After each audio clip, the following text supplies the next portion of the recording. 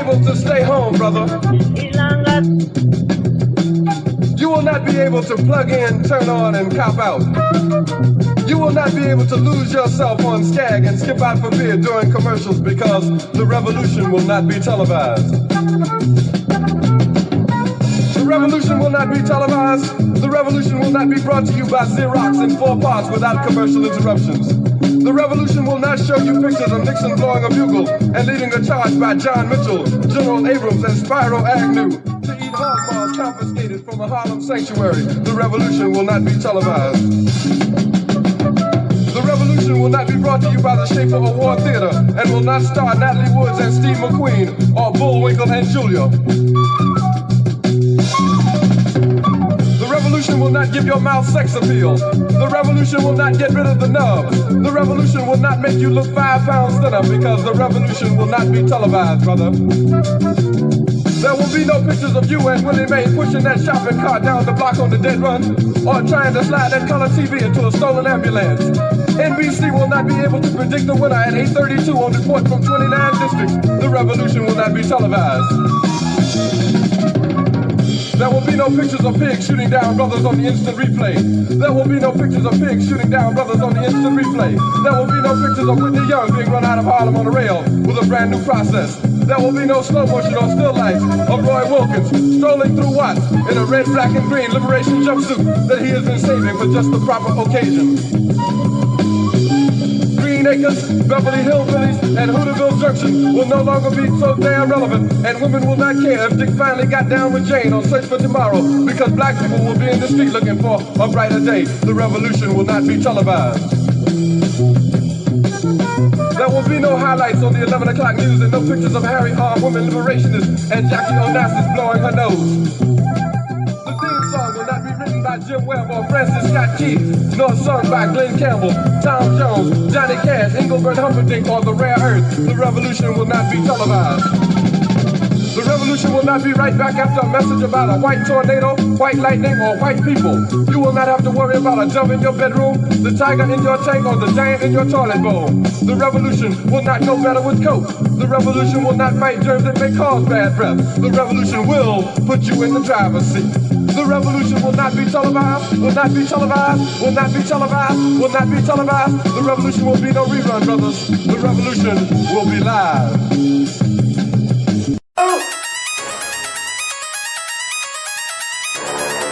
I'm talking about shout going crazy. People going crazy in them motherfuckers. Run that shit back, man. But it means nothing. Nothing. Got a woman on the bed.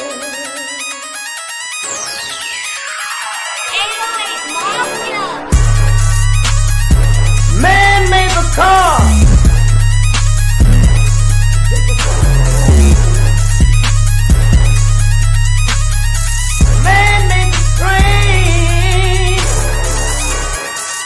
Carry the heavy load.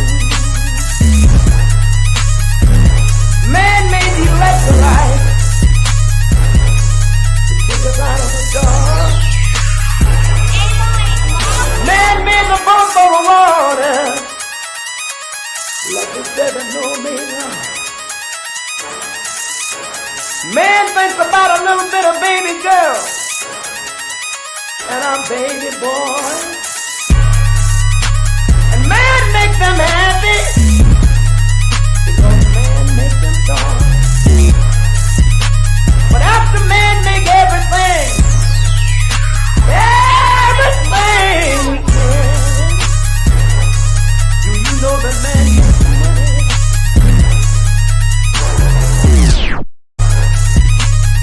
to buy from other men? This is a man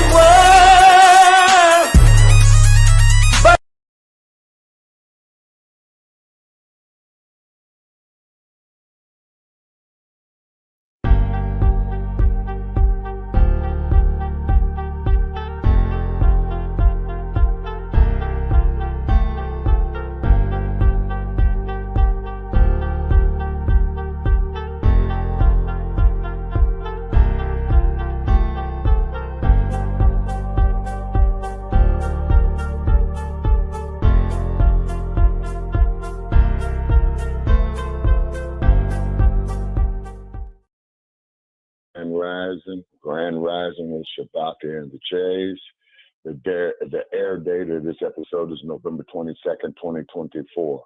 On this season 9, episode 43 of Shabaka'S Blacc Experience Enhanced Grand Rising with Shabaka and the Jays, we will be discussing the current events as to the presidential election of 2024 and its ramifications on the Black community worldwide. Number one, Trump's selection of his cabinet members, how the economy will be impacting Black people worldwide, how we as a people can countermand the negative effects of the Trump regime's return to the White House, why it was a complete waste of our time to participate in a rigged selection that goes against our collective interests, how do we shore up against the negative consequences that are heading our way on a collective basis. Also, how globalization will be used against African peoples as the Western world continues to exploit African raw materials and minerals against us on a worldwide basis. How tethers countermand our collective progress. Please call in with your questions, comments, and concerns. The number to call in is 516-418-5996, press 1, and you'll be live on the air. This episode is for those 18 years of age and over. This will be episode 43 of season 9. The air date of this program, Friday, November 22nd, 2024. This episode is also being simulcasted on StreamYard, YouTube for Frontline Black News. Want to create live streams like this? Check out StreamYard. Okay, good morning there to your brother Jay. How things going on in the Mile High Income City? And I see them ponies of yours, man. Man.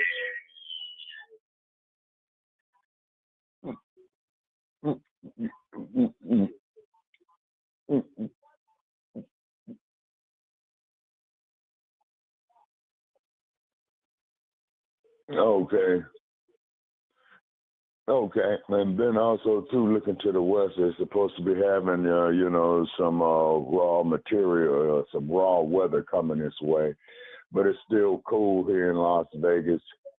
Yep, and it's cool here in Las Vegas, and the sun is out. Okay, all righty, let's start with Trump's. Okay, well, we got an unknown caller. Just press 1. We'll be. Yep, just press 1. And we'll be happy to have you on air.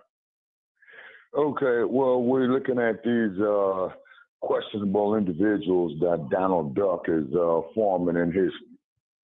Yeah. Oh, yeah, and ultra-conservatives and stuff like that, like he is.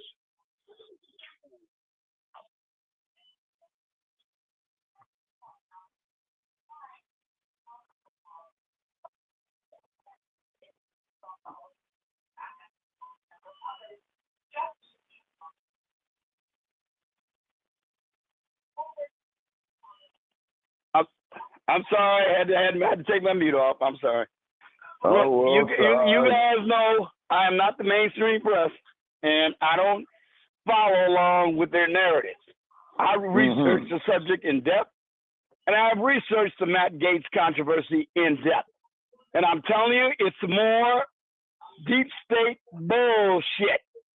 Okay. Matt Gaetz has done nothing wrong whatsoever.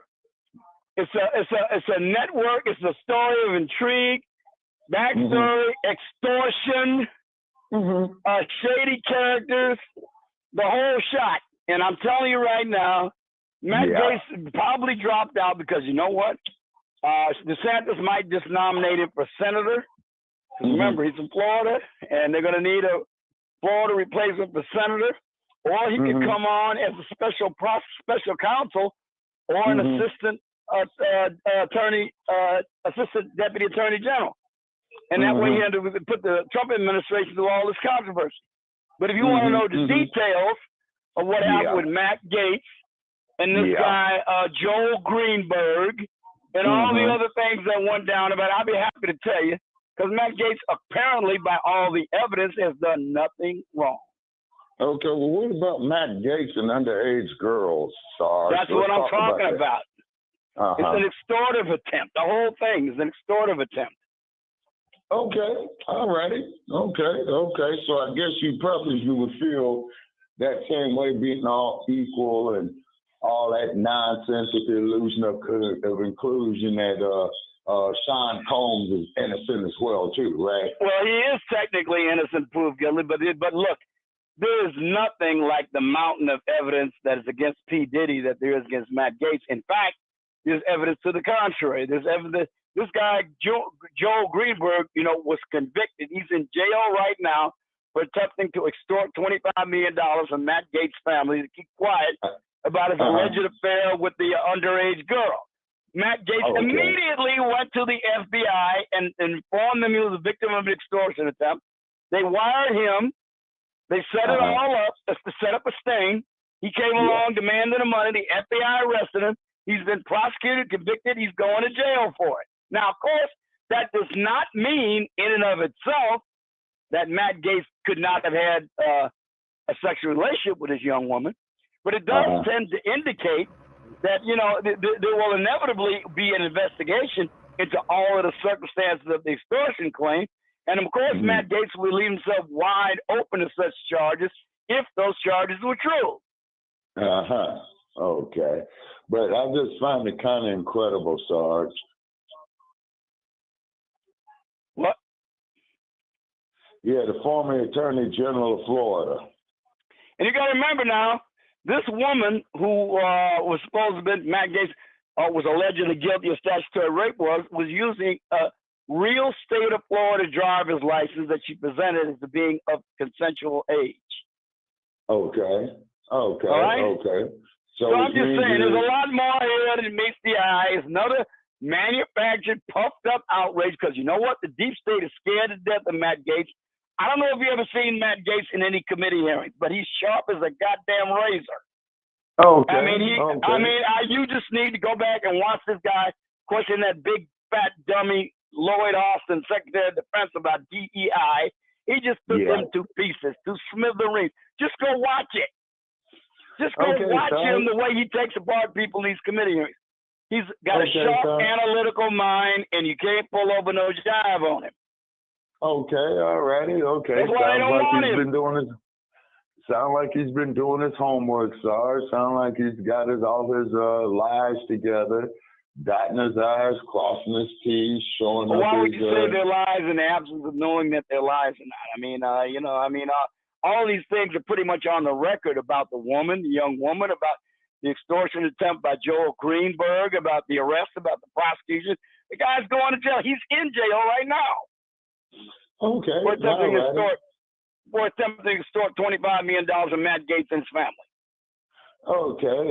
And then too, man, when I look at Matt Gaetz, he's kind of like a weird looking dude, man. You know what I'm saying? Actually, man, he kind of reminds me of something out of Hitlerian Germany, just like Donald all right. Trump. See, here we go again. All right. Well, sorry, this is Shabaka'S Blacc experience enhanced. Sorry. All right. Well, look, I'll admit at times he strikes me as a bit odd looking. But look, he's kind of intense. And I think right now what Donald Trump needs is an intense attorney general to go after all of these people who are going to come down with these illegitimate persecutions of him over the last year. I've never seen such legal nonsense in my life dressed up as legal acumen. Okay, it's just all nonsense. Actually, Sarge, what Donald Trump needs is to be in his jumpsuit, man, and his 4x8. See, that means you fell for the okie doke. Okay, walk in the concrete. Yeah, well, why should we tolerate it if you know that? Why should we tolerate it? The law is not supposed to be used for that purpose by either the Republicans or the Democrats. Okay, but Sarge,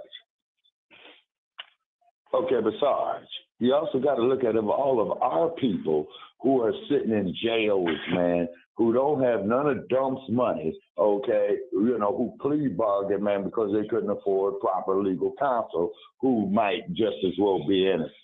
You know what I mean? That's one of the things that I had against Kamala Harris. Yes, sir. All right. Now, okay, then I would think you would be on my side of this, because if what you're saying is true, let's say for the sake of argument that is correct, and as undoubtedly in many cases it is, then don't you think that revealing this debate we've done against one of the most powerful men in the world would tend to open the door to examining the cases where these injustices were done against anonymous, low-level black men? Why do you fight him on it? You just say this, hey, this is an example how the system can be used to oppress anyone. If they can do it to Donald Trump, they surely can do it to these low-level black men. Instead, no, you want to take the narrative of the mainstream media, and because you got a little bit of Trump derangement syndrome, you want to just go ahead and ignore the fact that the very same tactics that I am complaining being used against Donald Trump could also have been used against these anonymous black men you speak of. Oh, okay. Well, Sarge, I know for a fact that they've been used against anonymous black men, man. All right, then let's use it to both our advantages then.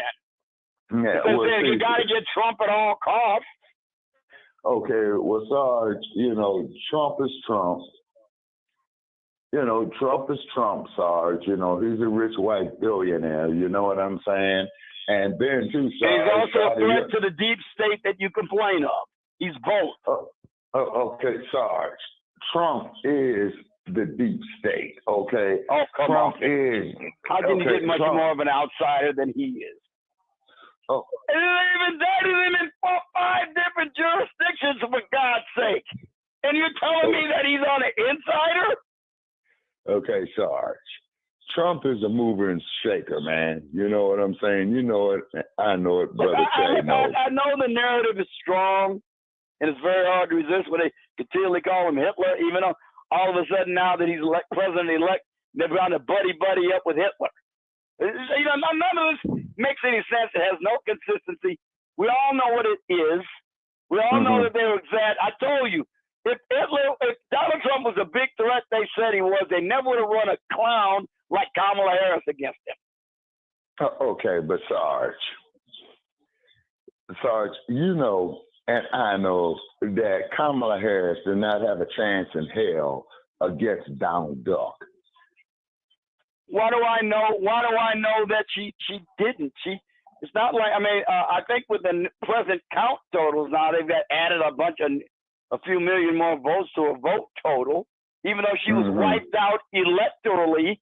In the popular vote, she was within 2 percentage points, apparently, even though she was wiped out electorally. But Sarge, and I know that the electoral college, Sarge, is the biggest bunch of BS out of all the BS that there is. You see? No, it's the anti-democratic element that I think is appropriate for the Constitution. I've told you many times the Constitution it's got more anti-democratic elements than it has democratic elements in it. The framers did not want a democracy because they thought that was the rule of the mob. That's what I keep telling everybody. There's more anti-democratic elements in the Constitution than democratic ones. It's a republic. Okay, but Sarge, your inalienable rights are not up for negotiation to the majority. What if the majority wanted to take away your rights because they thought you were such a piece of doggone low-down whale shit that you didn't deserve the right to due process? You should just be lynched. So the majority takes a vote, and guess what? You get lynched. So the point, even the Bill of Rights is anti-democratic. No matter what the majority wants, they can't step on your rights. There's more anti-democratic elements in the Constitution. And I really get teed off when people keep calling this country a democracy. Read the Constitution. You'll see that's not true. And I'm glad it isn't. Okay, now let me ask you this here, though, Sarge. Now, what about the rest of these cabinet members that are being selected by Donald Trump, because these people look to be ultra conservative, you know what I mean? And really, Donald Trump was Malcolm X was.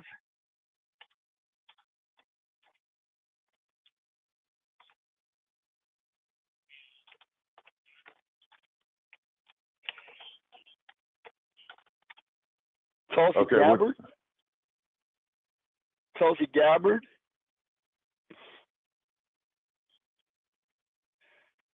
Oh, Pam Bondi. Pam Bondi. Yeah, Pam Bondi. Yeah, she was former Attorney General of Florida. Oh, yeah. Yeah, the great state of Florida. And what the great state of Florida needs to start, Sarge, is the impeachment proceedings against that psychotic governor they got down there. Okay, well, remember now, there's only 15 slots for the cabinet, the top cabinet. There's only 15 of them. Right. You know, I mean, and I'm talking about his cabinet. I'm not talking about the other secretaries of departments that have to be confirmed. I'm talking about his cabinet. You know, like Secretary of State, right. Like, you know, a UN ambassador, the Attorney General, you know, the Defense Secretary. Yeah. The National Security Advisor does not have to be confirmed. I mean, that's a pick of the president's pleasure. Secretary of Transportation has to be confirmed. Commerce, Education, they all have to be confirmed. Okay. So it depends on who you're talking about. Okay. And there's a guy at Veterans Affairs who's a former chaplain, Doug Collins.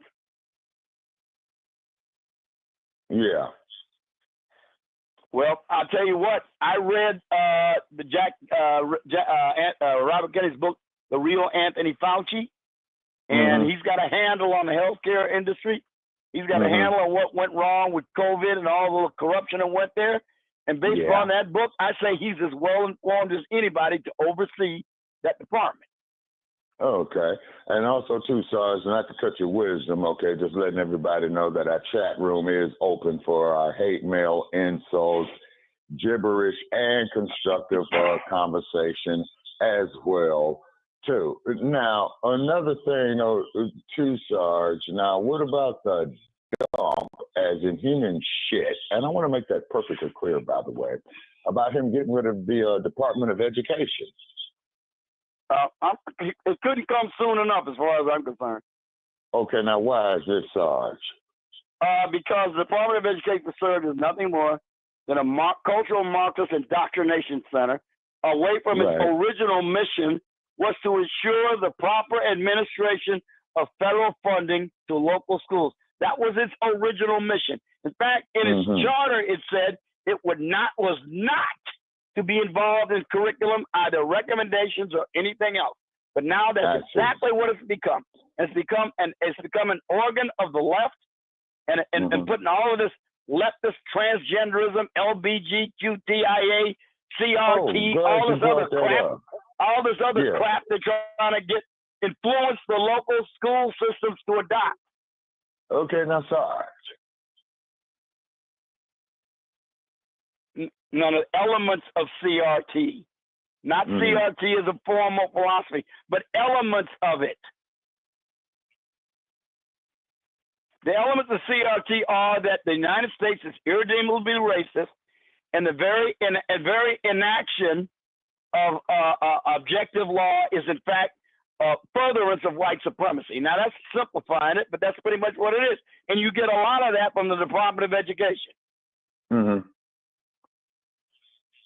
We don't need that from the federal government. We don't need taxpayers paying money for that. If people want to try to introduce it at the local level in the curriculum, that's on the local level school system. They're free to do it. We don't need the federal government doing that. All righty. Now, let me ask you this here, Sarge. Okay.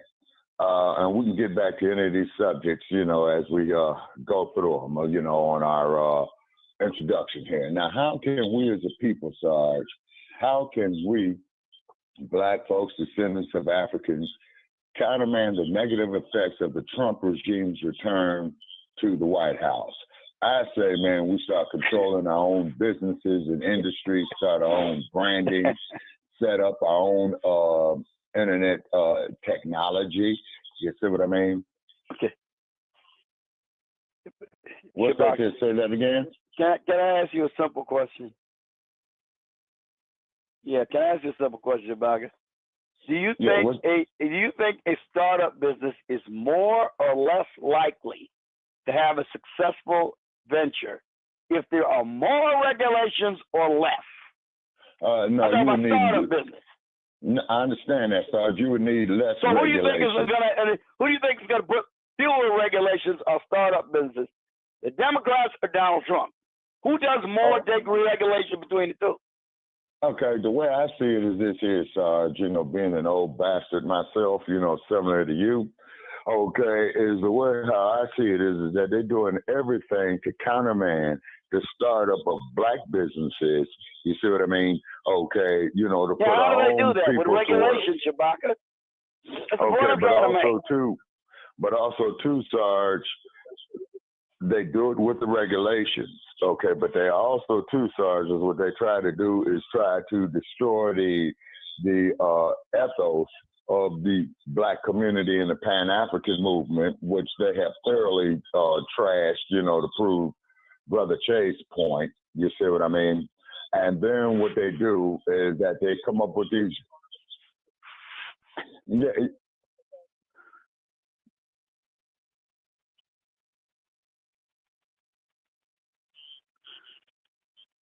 Mm-hmm. Okay, well, see, because you got a lot of these tethers, Brother Che, who are on puppet strings of European colonizers. You see what I'm saying? And they are programmed through the miseducational programs that they have in those nations to carry out the aspect of neo-colonialism. You have colonialism and you have neo-colonialism. And the neo-colonialism is where the victims of colonialism carry out the principles of original colonialism. There was only 3 people that I know. Yeah,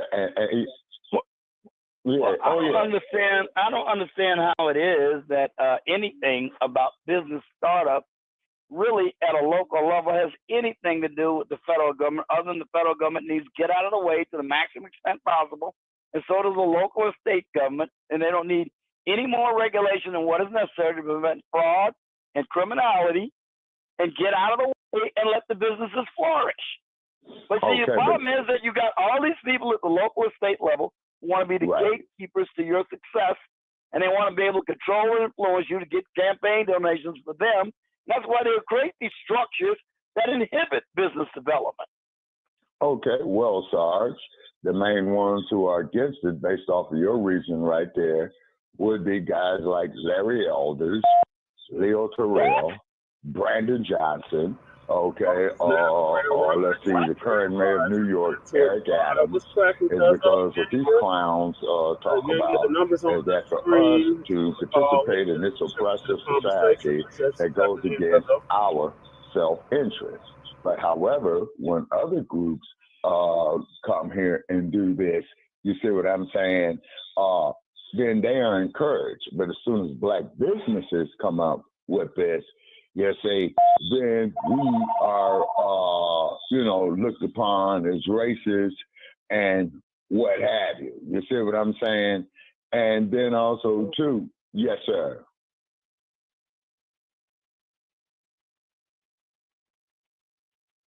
Oh, okay, we'll be happy to have them.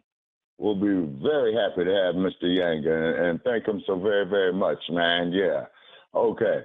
So therefore, too, Sarge, is that it's kind of like that everybody else, man, is going out here flourishing for their community and their businesses, you see. But as soon as we as the people come up there talking about doing businesses for ourselves in areas of science, technology, medicine, and what have you, right? Then all of a sudden we're viewed upon as racist is because we don't embrace this, what do they call it, Brother Che, DEI, diversity, equality, and inclusion. And then where you and I are in agreement, Sarge. No, not equality, because equality is a good idea. Equity, yes, sir. That's a corrupt, not Marxist notion. Okay, but also too, those Sarge. But what they tried to do in the black community is that they tried to push this alternative agenda on us. And I mean, how dare they sit up there, man, and try to compare that lifestyle with the civil rights movement? Donald Trump doesn't want to do that. Okay, hold on. The Democrats want to do that, not Donald Trump. Okay, Sarge, you're right on that part right there. Now, let's look at the civil rights movement with Dr. Martin Luther King, where he had an individual who was working with him by the name of Bayard Rustin. Now, you know, Mr. Rustin, you know, had some issues is because there's an arrest record that he has in Pasadena, California that we're not going to go off into, you know what I'm saying? It's because I'm sure he has loved ones who might be listening on this podcast, and we don't want to offend them. Well, like you said, it's a matter of public record, man. It's not like it's a secret. Okay, well, Sarge, what you could do, I'm sure you have the technology of the work that you do. I already know what it is already. I already know what they arrested him for. Yeah, I know what they arrested him for too, Sarge, right out there in Los Angeles County in Pasadena, California. You know what I'm saying? Where your infamous Rose Bowl comes from every year on New Year's Day. It's not like he tried to deny what he was. He was open about it.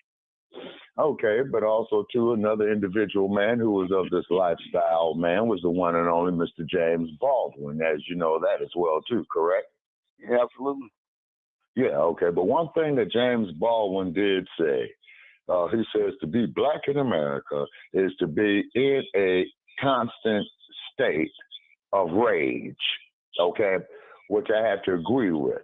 But what has been happening is that they have been dumbing down our youth about for the last 25 years, particularly with the hip-hop generation. When you listen to this ratchetness of these lyrics, when you look at the ratchetness of these shows, you see what I mean? And then when we talking about becoming self-sufficient and doing for ourselves, well, you guys are black racists. Now, you famous for this one, Sarge, and I'm surprised that Joe Gibson quit calling in is because, you know, we used to go forth about, you know, certain traditions on our ancestral land, but you guys always want to come up here and talk about some European influence when we try to keep the narrative on our African heritage. Why do you think we play African Sunset each time that we come on? Played by the one and only Ms. Miriam Makeba, and you and I have already had debates on that there, Sarge, about the griots, okay, and what have you. And both of our positions have not changed on that, you say. But getting back to this educational system, which countermands our progress as a people, you see what I'm saying? And also, too, has got us embracing Eurocentric ideas and values and things of that nature there. And I believe Brother Che had stated over the years, and what was the name of that woman again, Sarge, who said she thanks God for slavery, is because if she was over in Africa, she would be, that is who?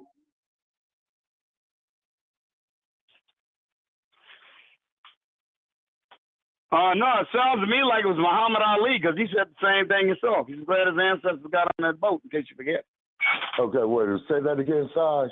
I said Muhammad Ali was the one who said he's glad when he made that visit to Rwanda, and he saw all the corpses floating down the river in Rwanda, in the Hutu Tutsi war they had down there. I remember that.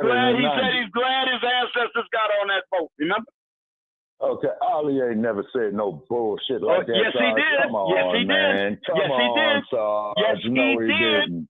Yeah, okay, no, if I can did. prove it, well, you concede the point. No, what I know is you won't Sarge, concede is it if what I I've prove lived it. through, Sarge. Wait a minute, you won't concede it if I prove it. Zaire, Sarge. Okay. He said it, And Shabaka. He did. Mind, Sarge, I bet the Shay knows he said it. He won't admit it. Continent is manipulated by Europeans, man. Look at the words of Jean Chirac, the former president of France, Sarge. Can't hear you, Sarge.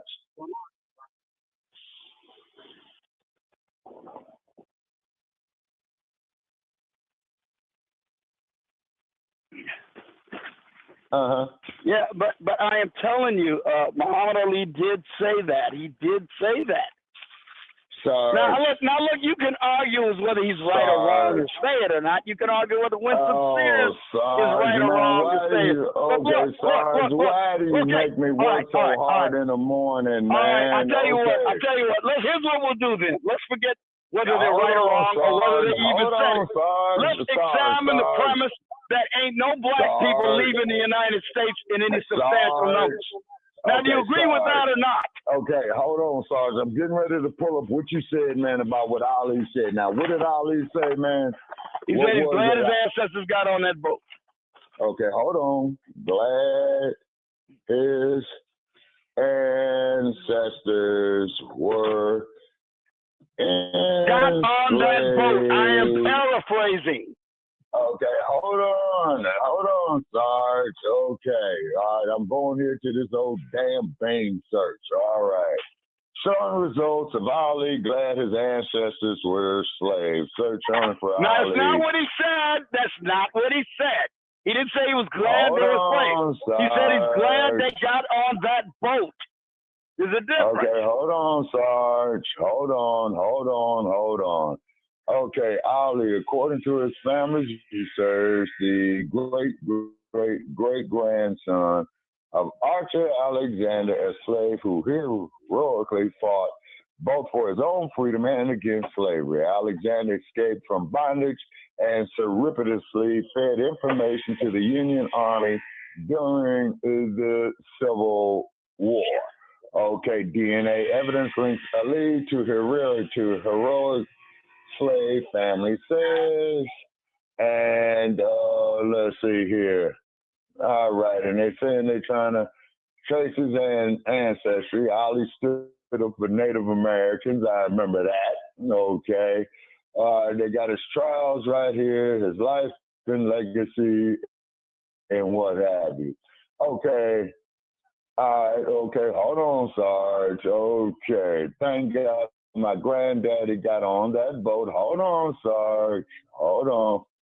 RichardYoung.com. Thank God my granddaddy got on that boat with his customary chickeness Ali. Now here they come with this fucking advertisement. Wait a minute.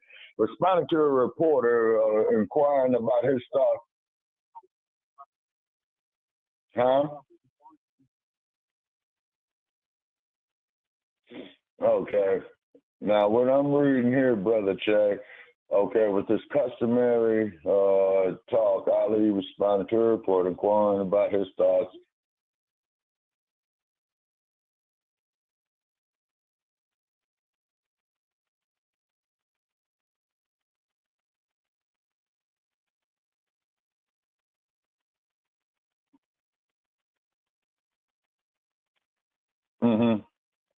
Okay.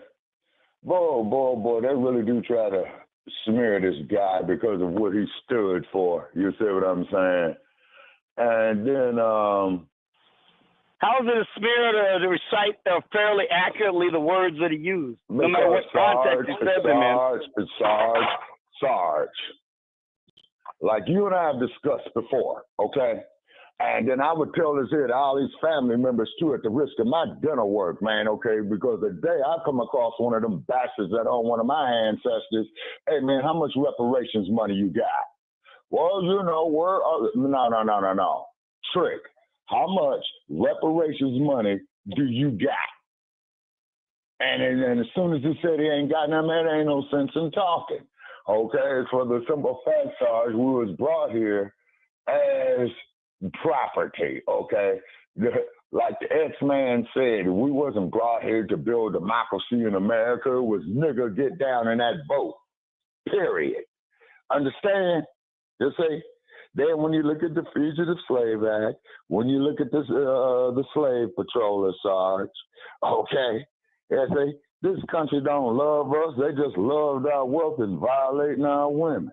Then you get ass scratchers like Uncle Tim Scott and who is that there, Brother Che in Georgia, Hadlock, that sick-minded, then that sick-minded Lieutenant Governor of North Carolina, the Uncle Remus syndrome, zippity-doo-dah, zippity-day.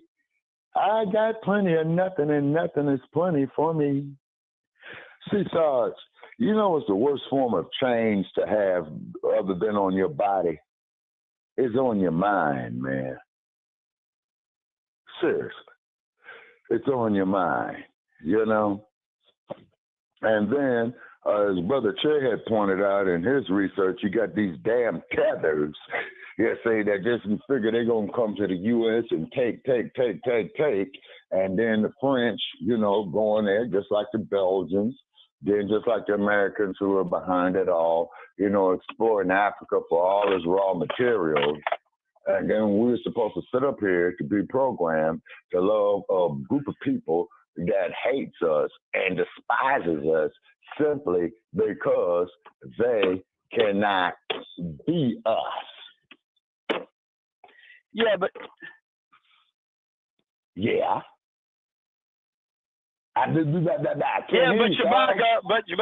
look, I have never been kidnapped. I ain't never been brought over on a boat. I'm a foreigner, a natural born citizen. That simply is not true in my case. And I will cite to you again the fact that black people are not leaving the United States in any substantive number. You're diverting from the issue, Sarge. All right, did you hear Jasmine Crockett, the congressman from Texas, the other day on what she said? Because I'd like you to comment on what she said. What did she say, Sarge? She got up there and they were talking about, the Republicans have got an initiative now to get rid of these DEI programs in the federal government. All right? They want to get rid of DEI and bring up legislation that will do precisely that. And naturally become self-sufficient. All right, yeah. And naturally, Jasmine Crockett is against that.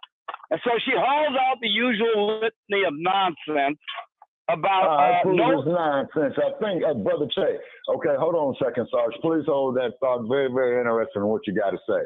Okay, Brother Che, before we went live this morning, I think I was looking at that clip, man, before we had to get off into the studio. But go ahead, though, Sarge. All right, anyway, she said, no, this is what she said now, and I'm paraphrasing again, but I think I'm pretty accurate.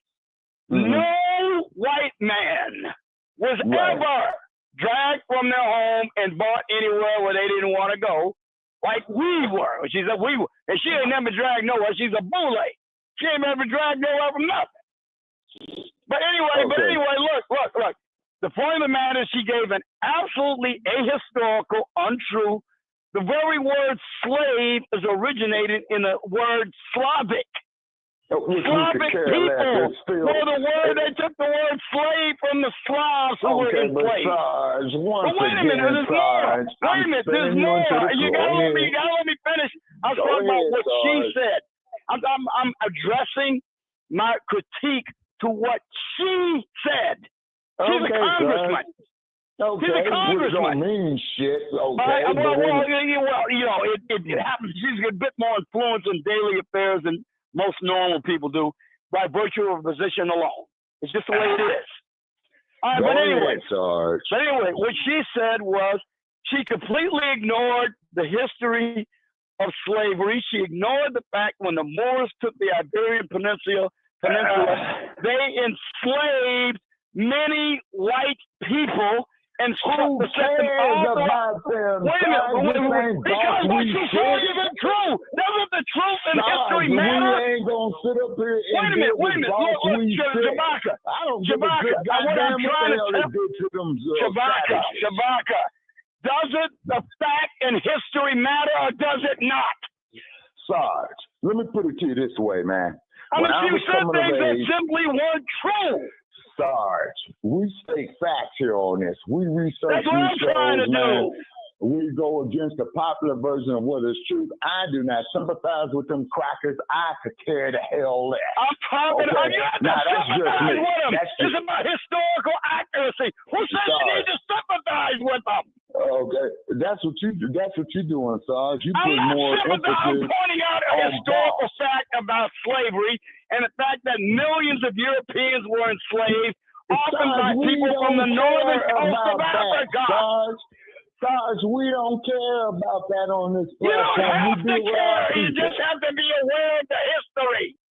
I don't care if you care. We don't care. We don't place no value on that. I don't care if you care. When I hear a dummy like Jasmine Crockett saying the things she says, I'm going to call her out because I believe in historical accuracy. Sarge. Okay. Damn, I mean, doesn't it bother you this ignorant woman says this shit? Well, actually, Sarge, from what little that I saw of her, I found the woman to be quite articulate. Okay, ignorant does not mean stupid. Okay, but Sarge, my point is this. as you know me, for the last 7 years on this platform, we don't deal with boss reset, okay? It's because you told me, and I got the archive to prove it, Sarge. You said that if you saw a clerk lying in the ER who needed a blood transfusion with his cone hat on and his Knights of the Imperial Clan, that you would go up there and you would give him a blood transfusion, Sarge. And you already know how I feel about that. The point is what I'm getting, Sarge. I might even give Kamala Harris a blood transfusion if she needed. So what? Say what? I don't think much more of Kamala Harris than I do of a Klansman. I might give her a blood transfusion too. Okay, but that's just it though, Sarge. Kamala Harris, man. Okay, as Brother Che puts it, what do you call him again, Brother Che? Tethers. Yeah, but I'm just saying, you know, like the decision to give someone a blood transfusion is absolutely irrelevant to whether or not, you know, you oppose them or not. Mm-hmm. Mm-hmm. I mean, hell, you know what I mean? I prevented my platoon leader, a man who I respected very much, from killing a North Vietnamese soldier we taken prisoner who had just been trying to kill me moments before. Okay, so that sounds like that case. Okay, that sounds like I mean, look, that's got nothing to do. Look, some things are simply ethical. Look, you either got a sense of ethics or you're not. They're not. Your ethics are not supposed to be conditional. I see.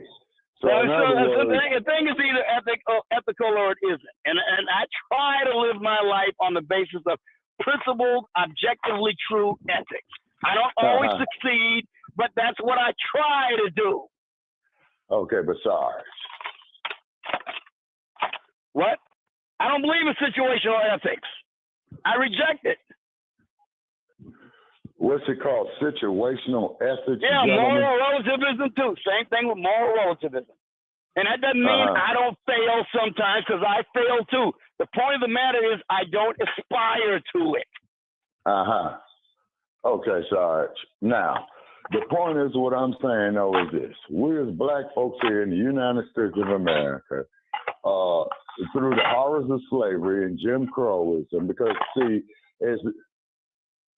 see, Sarge, it's not just slavery. Okay, you got to look at the Jim Crowism after that. You see what I'm saying? I'm more concerned about that than I am about slavery. That's why I keep trying to tell y'all. Stop focusing on slavery so damn much. It was legal, whether we like it or not.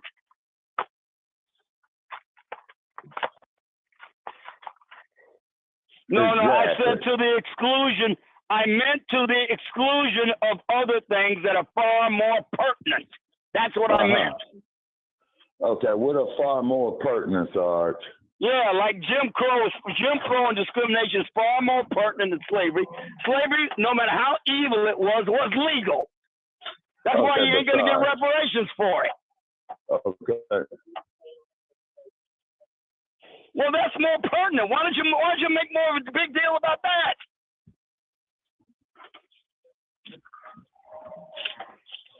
Oh, I think slavery is a dead letter. That's why, and it's a distraction.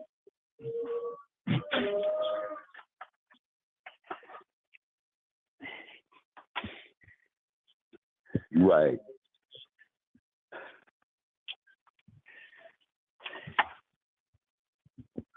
Yeah. Okay. A long list of things, and slavery is probably your least successful gambit. That's all I'm saying.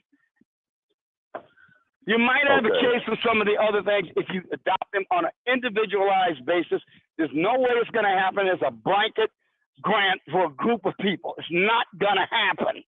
You got to bring the case individually, and you got to prove discrimination for individuals, specific individuals.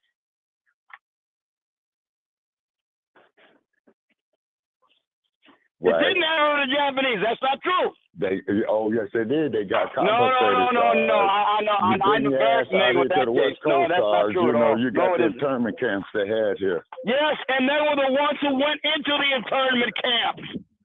They weren't all Japanese. The Japanese in Hawaii were not put into internment camps. It didn't. The United States government didn't do it. That was the German government. Well, talk to the Germans about it. We didn't give them any reparations. Well, what the Nazis did to them, what the hell we got to do with that? The United States government did not give the Jewish people reparations for what they did. Where? Where did the Congress of the United States grant any such money for that purpose? I want you to point it out. No, they didn't. No, they didn't. In fact, Ralph Bunche was instrumental in that, Sarge.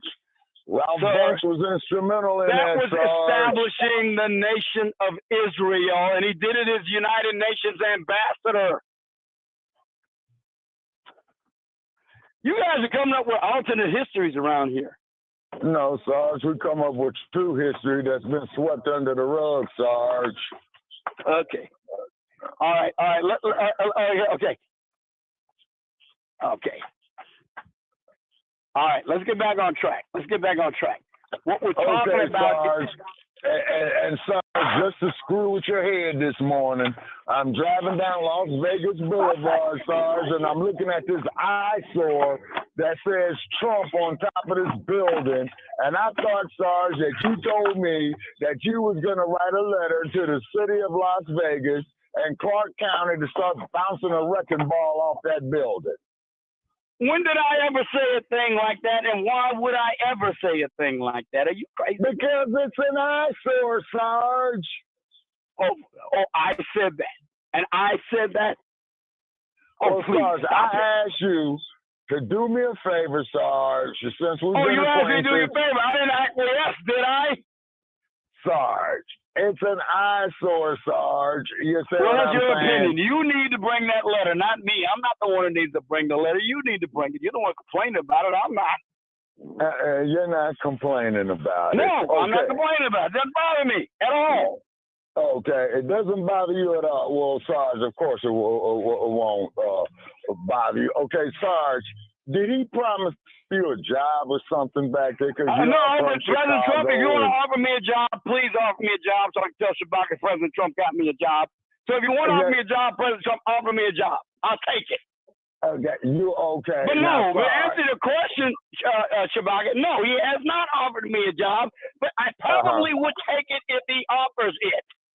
Okay, well, Sarge, I'm sure you'll leap on it. You know what I'm saying? Okay, so there you go. But to answer the question, no, he has not offered me a job. I don't expect him to either.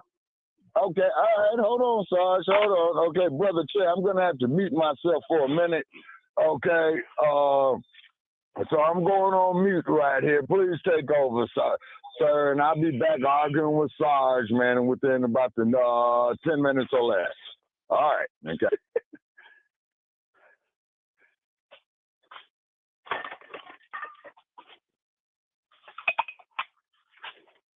I don't know if he will or not, but it doesn't concern me if he does or doesn't.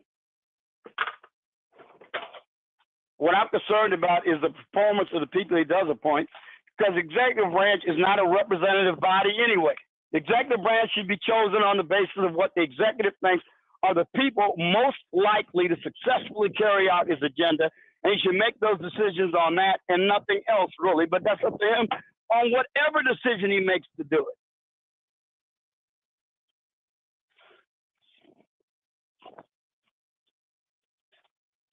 It would be nice if it did. I don't think it's essential. For me, it's not. I think many black people are qualified. The question is, are they more qualified than others? And that's a decision the president has to make. I know black people are qualified for the position. That's not arguable. I already know that.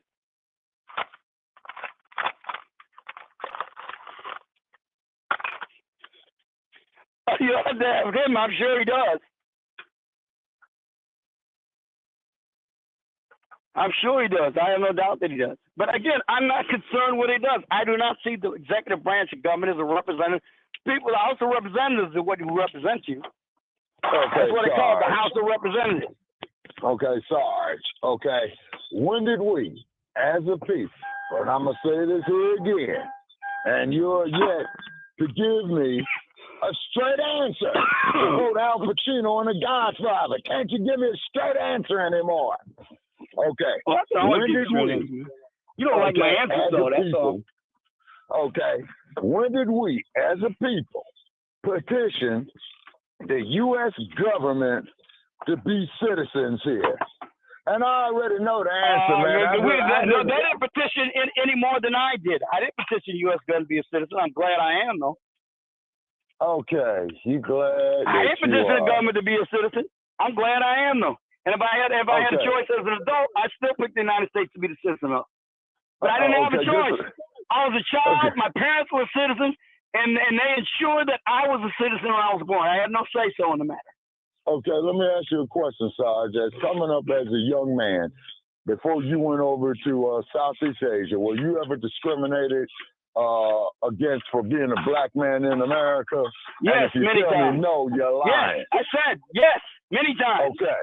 I can give you chapter and verse on it if you like to hear it. Okay, now, Sarge, why would you still sit up here, love these people that hate and despise you simply because of what you are? Why? Because I'm not concerned. I am not concerned whether people love me or not. That's what I have a family at home. I ask you, sir, of what you were asked me about with. love. Why am I concerned about people not loving you? I don't care if they love me or not. All I care about is they respect my rights. I don't care if they love me. I'm not neurotic. Okay, Sarge. I don't need the love of strangers. Okay, Sarge. It's nice if I can get it, but I don't need it. Okay, hold on, Sarge. Now, in Chicago, have you ever been over there, man, off the corner of 64th and St. Lawrence on the south side? On many occasions, yes.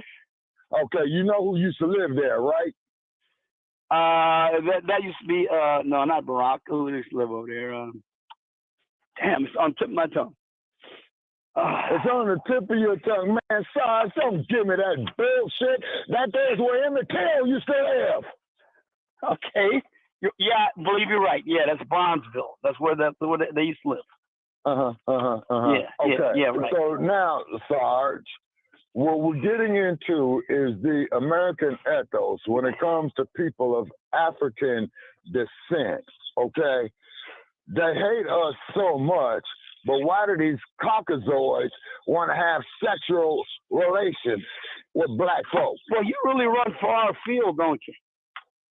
Oh, no, I'm all over the place, man. I'm blazing and dazing and leaning and sheening and landing all inside your dome.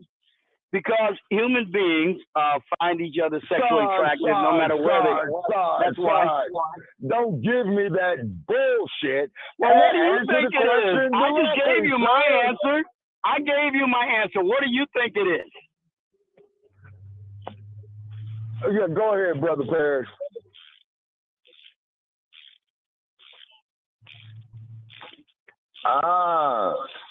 You've been reading Sister Frances Cress Welsing, haven't you? Okay, to prevent. Yeah, well, I've read her too, and I've heard that preposterous theory. I know all about it. Yeah. I think it is. All right, I read The Keys to the Colors and all them other things too. Yeah, I know. Okay, all right, yeah, I've already looked it up. I've looked into what she says.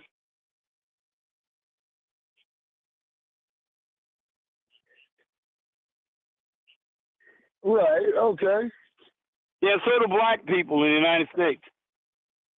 But that's artificially induced. That's artificially induced by culture, not by nature.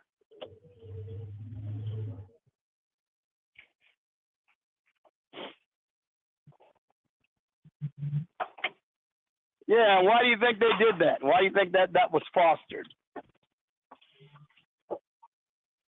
Yeah, it's not natural. Didn't I just say a moment ago it's not a natural phenomenon? None of this is. This is being induced. Did you see these hysterical women, white women and black women, screeching about how all their rights are being taken away because they can't kill their babies as much anymore? Oh, okay, Sarge. You think this is natural? Sarge. You think any of that is natural?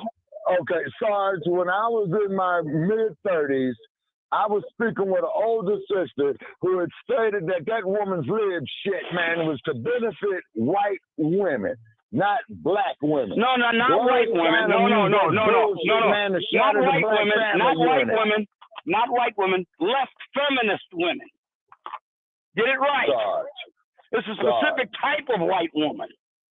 Sarge. And by the way, they're not all women either. A lot of them are men.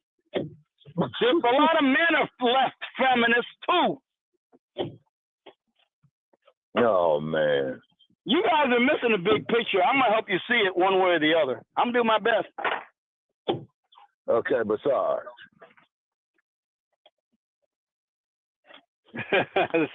The unified field theory of everything. Yeah, I know. Okay. Yeah, I know. Uh-huh. Yeah, sure.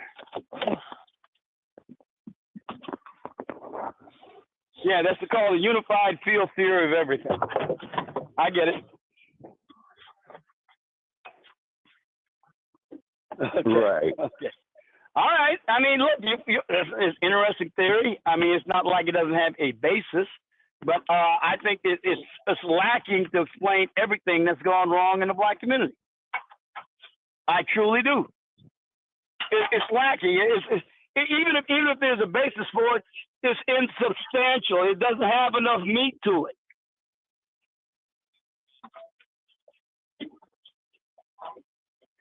Huh?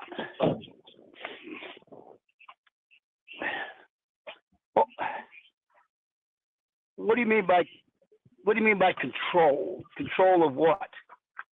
How do Black people control economics when they have to participate in a free market system with millions of other people? How does that work?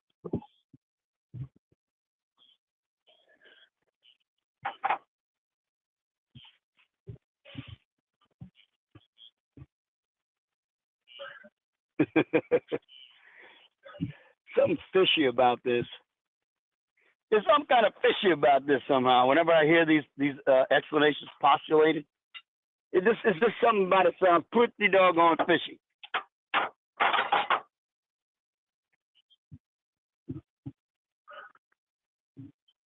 No, I've come to grips with it. I mean, I used to believe it once upon a time. I did. I used to believe it. The things you're saying, I wouldn't argue with you once upon a time about. So I don't know why you think I'm at such odds with you about it, because I used to embrace much of this stuff. Okay, sorry. But I mean, I've come to a different understanding because I see other currents and other factors at play. Well, I think a lot of that has to do with culture. The fact that the Black father isn't in the house, because I think the Black father is indispensable. A lot of people don't seem to think the Black father is indispensable.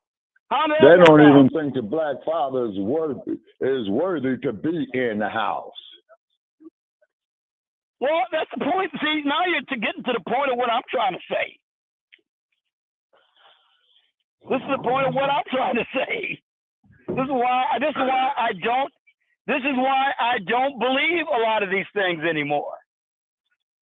Okay, but Sarge, but these Republicans, you're saying that they're not to be held accountable as well too, right? No, didn't say any such thing. Uh-huh. No, okay. I didn't say, look, Black people are citizens in the United States, and to the extent that any political party fails its citizenry, they are accountable. Mm-hmm. So I never said such a thing. I just know why you keep saying I say these things I didn't say. Okay, but if we're so... Huh? Well, the many players are responsible for one's own well-being, and amongst them is, and I would say the primary person responsible for well-being, generally speaking, is you yourself, not anybody in the government. Now, to the extent that anyone in the government is, then to the extent that they don't do their duty by the public sector, they are responsible. But I think that comes down way down on the list.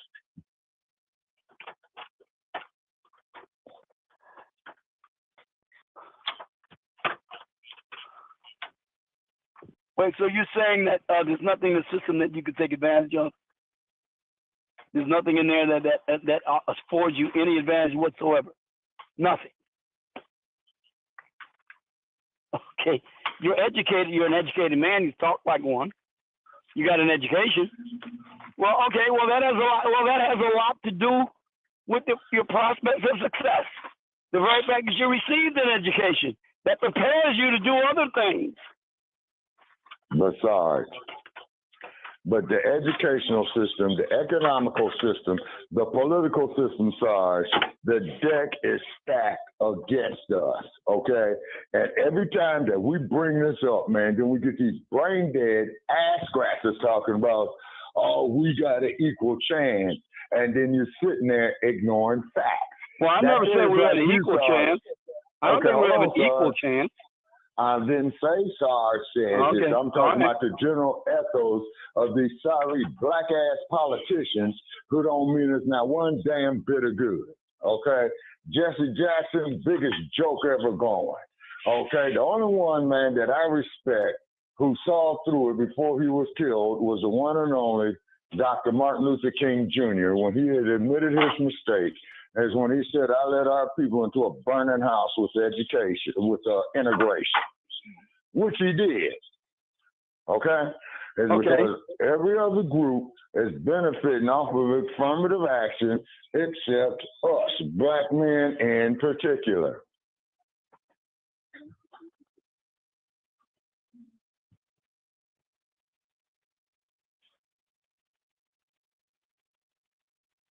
Didn't I tell you that? I told you this.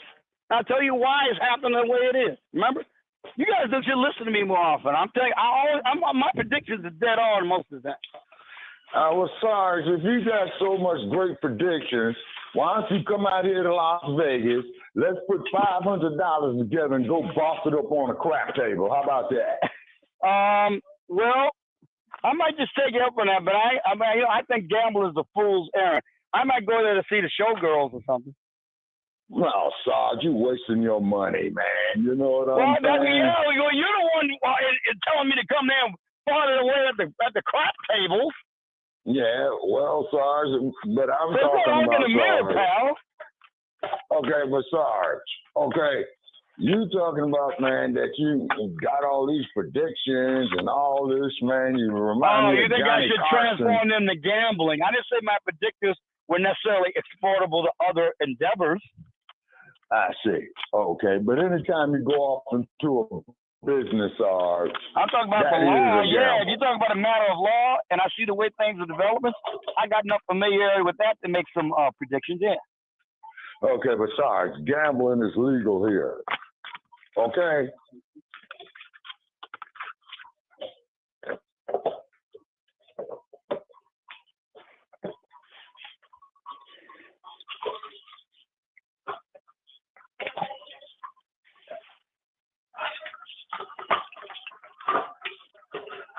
Here's what I think about that, and I think that they are right to say they are not required, and it's true constitutionally and legally, they are not, let me say again, not required to assist the federal government in rounding up illegal aliens.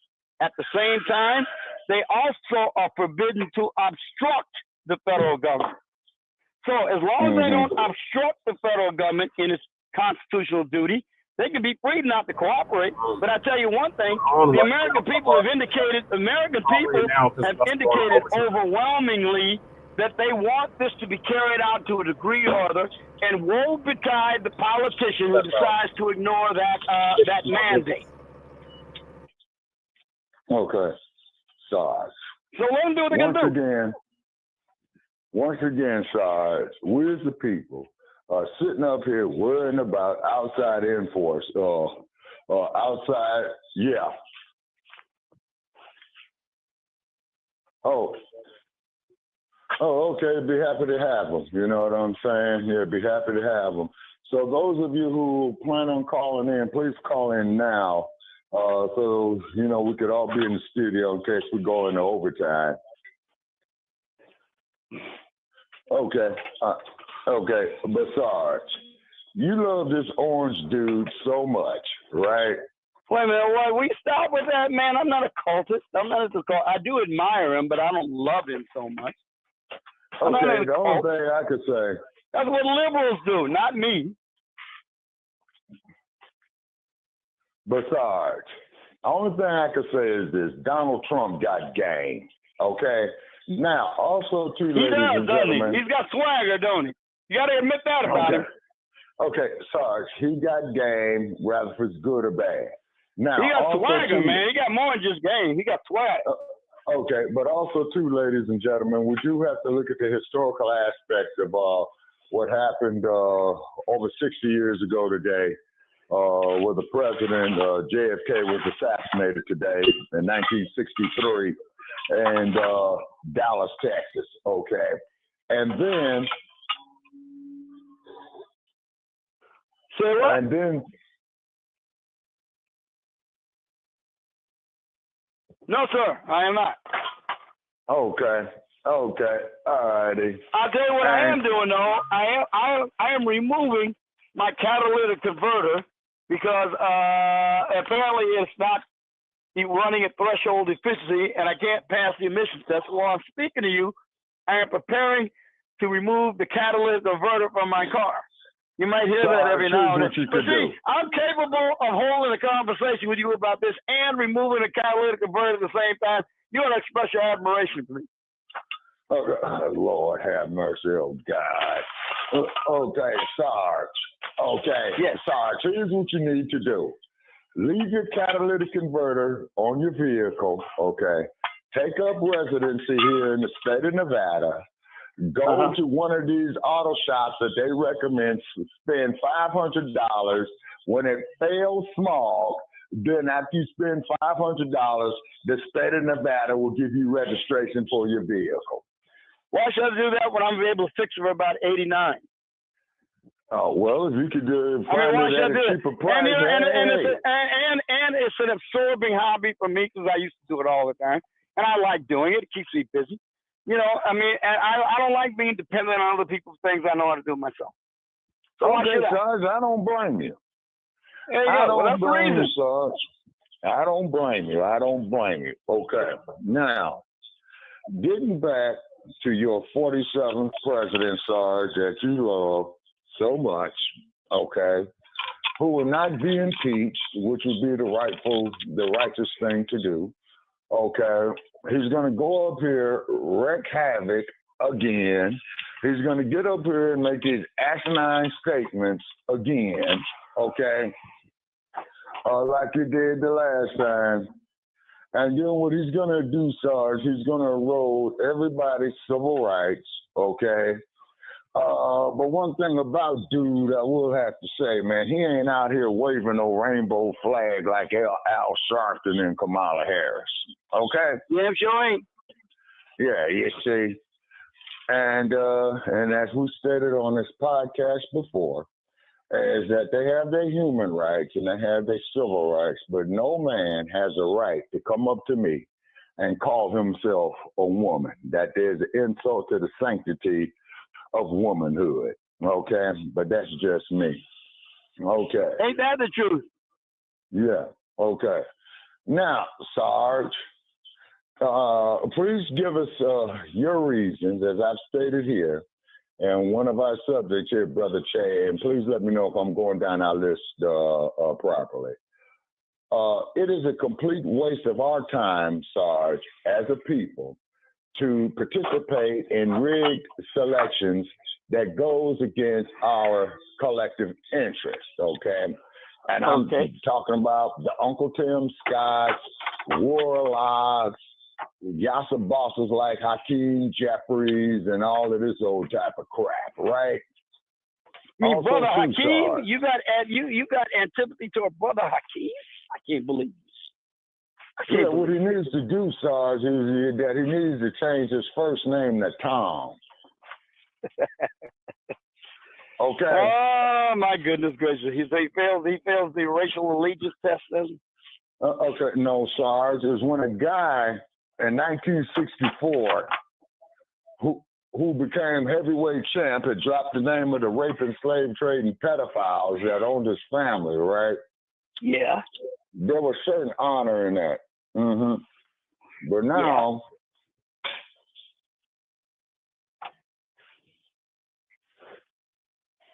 okay. Yeah. Okay. And how does this make him deficient? How does it make it deficient? Number one is he's not issuing no reparations issue in the Congress. He is not issuing no type of program to help, as Brother Che says, the descendants of slaves in here. which I define as diasporic Africans. You see what I'm saying? It's because our people's history did not start here in the U.S., Sarge. So you simply, so you just simply do not wish to accept the fact that the idea of reparations for slavery is a non-starter. You just want to accept. Okay, Sarge. You don't want to accept the fact that we are owed reparations and payment for the brutalization of slavery, plus the Jim Crowism era, plus all the fire hoses, man, that came on us down in the great state of Alabama, plus that guy, J. Edgar Hoover, who was doing illegal wire tactics with his counterintelligence program. Yeah, see, also see redlining, police brutality. You see what I mean? Well, you might have more of a case for that than you do for the other. Well, that's what I'm saying. I think you got more of a case for that than you do for slavery reparations. I keep telling you that's what you ought to be concentrating on. Well, that's why you keep falling down on the job. You ain't never going to get it. Never going to happen.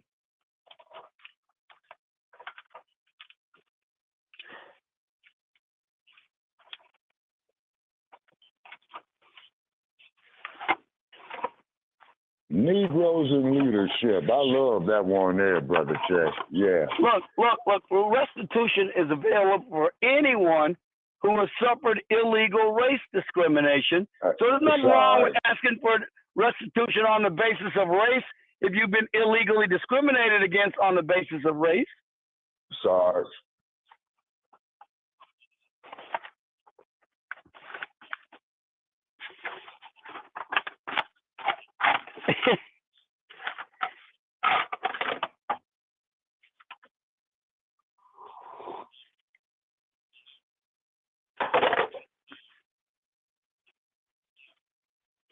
Yes, that's true. And what's your point? Okay, the point is this, Sarge. Had it not been for our free labor and the brutalization, as Brother Chase so eloquently puts it, of the antebellum South, the United States would not have been the economical powerhouse that it was, okay, and or slash is. Now, I also noticed is that Joe Gibson had said something, well, y'all need to talk to the ones that sold you into slavery, and have I proved you with documentation, Sarge, by your favorite author, Lerone Bennett, of how the Europeans used lies, deceit, brutalization, weapons, disease to exterminate our people. You know what I'm saying? And I find it very...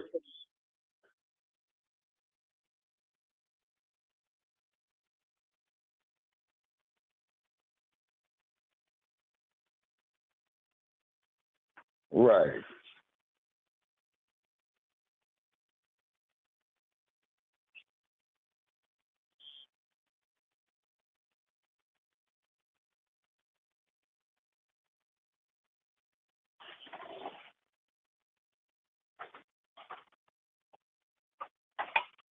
Yeah, it's called insanity.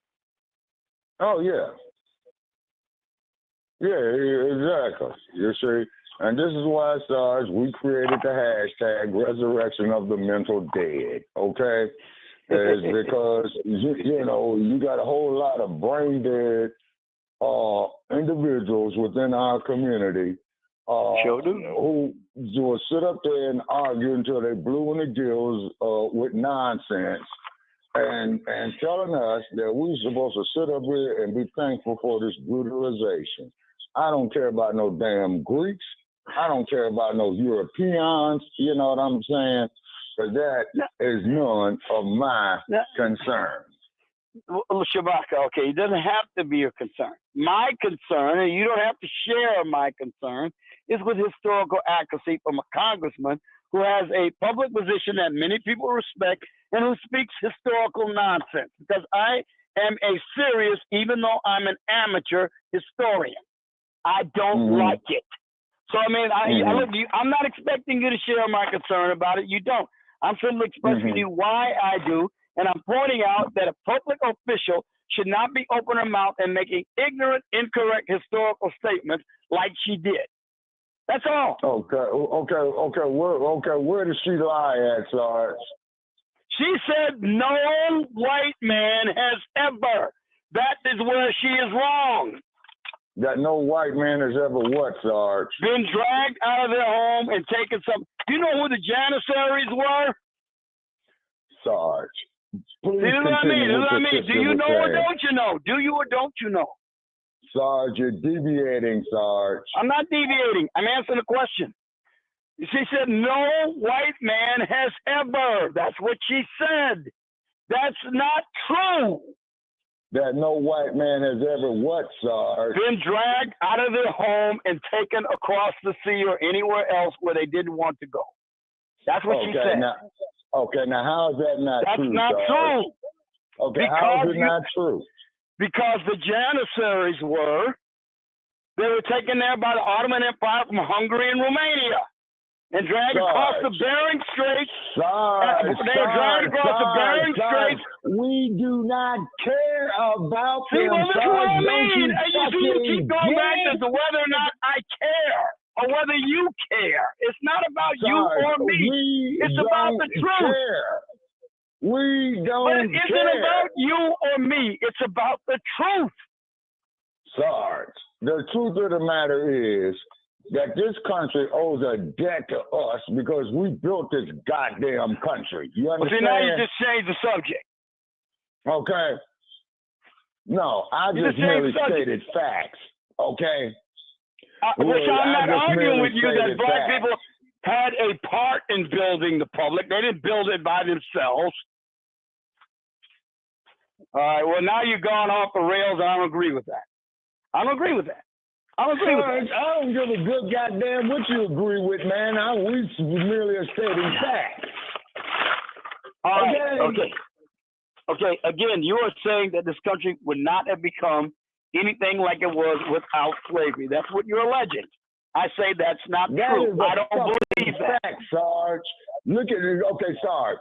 Go look at the patent office, right? Okay. And also, too, look at all the ideas that Brother Che had pointed out that they stole from the slaves, okay? All kind of inventions. And keep in mind is that the intellectual property was also the property of the slave master. See, the slave master owns the slave mind, body, and soul. The slave master can go up there and violate this man's wife, his daughter. Oh, and there wasn't nothing that he could do about it. You see what I'm saying? But white America does not want to address this issue, but yet, though, you're going to sit up there and tell me that some dude shoving ketchup up his ass is a woman. I'm not going to tell you that. Okay, no, but I'm just talking about the overall statement on a collective basis. I forgot the term, what it was for. You see what I'm saying? Sure. And then, two, is that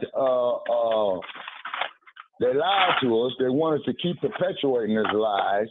You know what I'm saying? And then the cold part about it is that our people go for this bullshit. That's what's so sad about it. You say that is what's so sad about it. You say.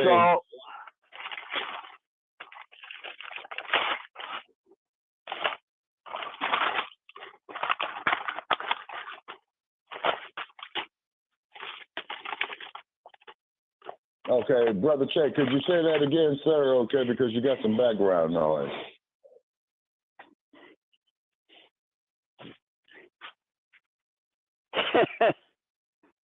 No, not right now. I'll stop. Go ahead. Willingness block.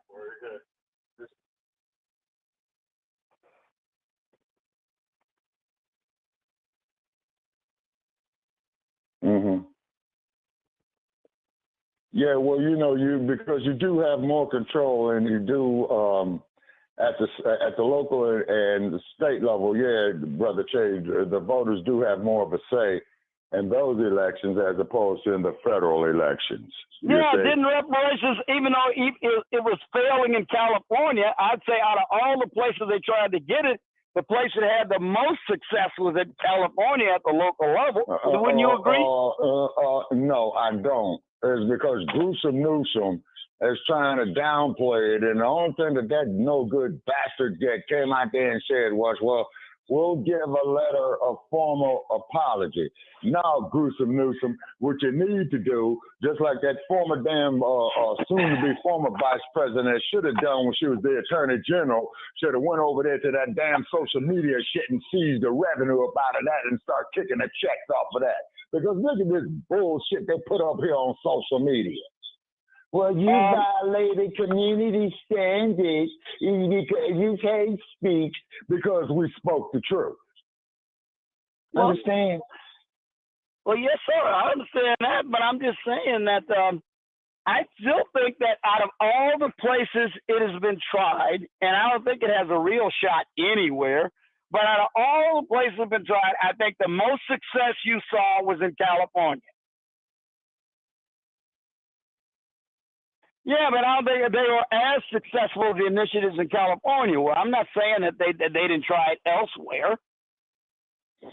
Well, Sarge, it is a complete waste of our time as a people to participate in these rigged elections that are against us. Like I told you, Sarge, I was in San Francisco recently.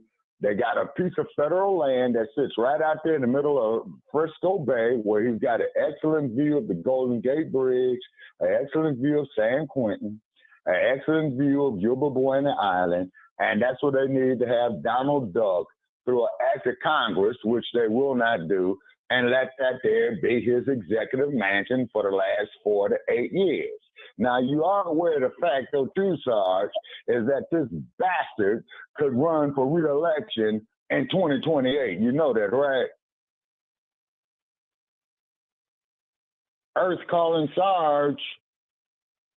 Earth calling Sarge. Yes, I'm aware that he could run as vice president, and if something was happening to he could run as president.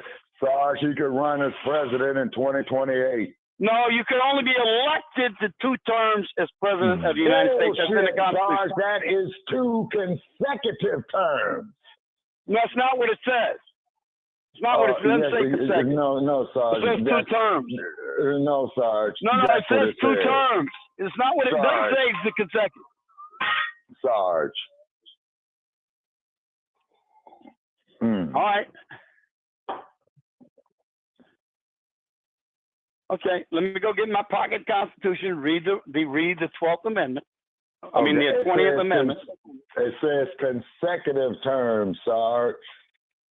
Well, if he does, and if he does the job I think he's going to do, I'm going to be backing him then, too. Sarge, do you know how old that old bastard would be, man, in 2028? Hey, he can run again. He can step down and give it J.D. Vance. That'd be fine with me. Sarge.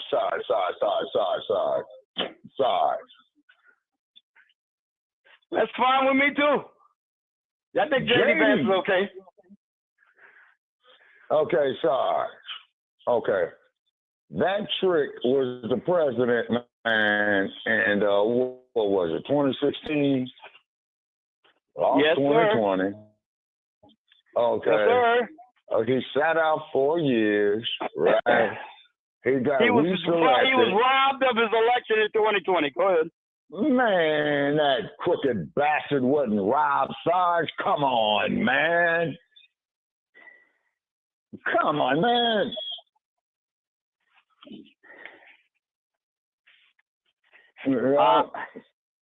Yeah, come on, Sarge. I already know that I'm right, man. Okay. I'm looking at Amendment 22 right now. Let me read it to you guys, because you guys like to make things up, and I got to set you straight. Section 1 of the 22nd Amendment says, no person shall be elected to the office of the president more than twice. That settles that. That means it didn't say consecutive. It doesn't say consecutive. It says no more than 2 elections. Okay, Sarge. Now what you're going to have to do with that? I just read it to you now. Okay, Let's put that to rest. No, Sarge. What you have to do now is you have to go to these kangaroo courts on the U.S. Supreme Court and have them decide that, Sarge. No, you don't. The language is clear as a bell. It's consecutive terms, It's consecutive terms, Sarge. Shabaka. Sarge, it's consecutive terms. Shabaka, I'm going to read it again. Amendment 22, Section 1, period. Capitalize no. No person shall be elected to the office of the president more than twice. How much clearer can it be than that? Sarge, those are consecutive terms. It doesn't say that. Good God Almighty, you guys, can you read? Will you go read it yourself? Don't believe me then. You pick up and read it yourself.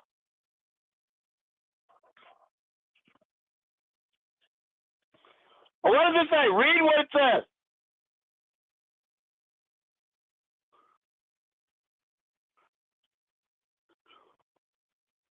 There you go.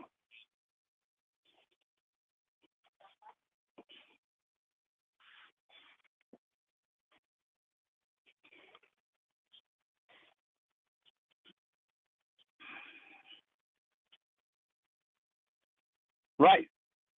That's why it didn't apply to Lyndon Baines Johnson, because he only served about a year of President Kennedy's, less than a year of President Kennedy's term when he was sworn in after he was assassinated.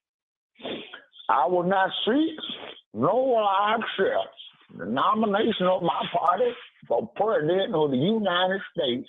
Now, if President Johnson had been assassinated a year earlier, Lyndon Johnson couldn't have been elected more than once. But he didn't. He only served. He served a little bit less than a year, or just a little bit more than a year as president after John F. Kennedy was assassinated. So that 22nd Amendment did not apply to Lyndon Johnson. Okay, and then also too, ladies and gentlemen, just making a formal announcement here, is that this year is November the 22nd, and it does mark the anniversary of which President Kennedy was assassinated in Dallas, Texas. Absolutely. I remember that day very well. Okay. I was a little boy, and I saw it on TV, Sarge, and I didn't know what I saw until years later. Yeah, Sarge, I was a little boy when I saw it, and I remember them lowering this box at the end of this airplane, Sarge, and then when I looked at Cartoon News Network talking about the biggest stories of the 60s, the 70s, and the 80s. That's when I said, oh, that's what I saw when I was looking at it on TV with my parents, and this is what happened. Okay, with an old bastard such as myself, who was a child in the 1960s, okay, and the reason why my generation is so fucked up is because you had old segregation yesterday, segregation mom, George Wallace, may rest in piss.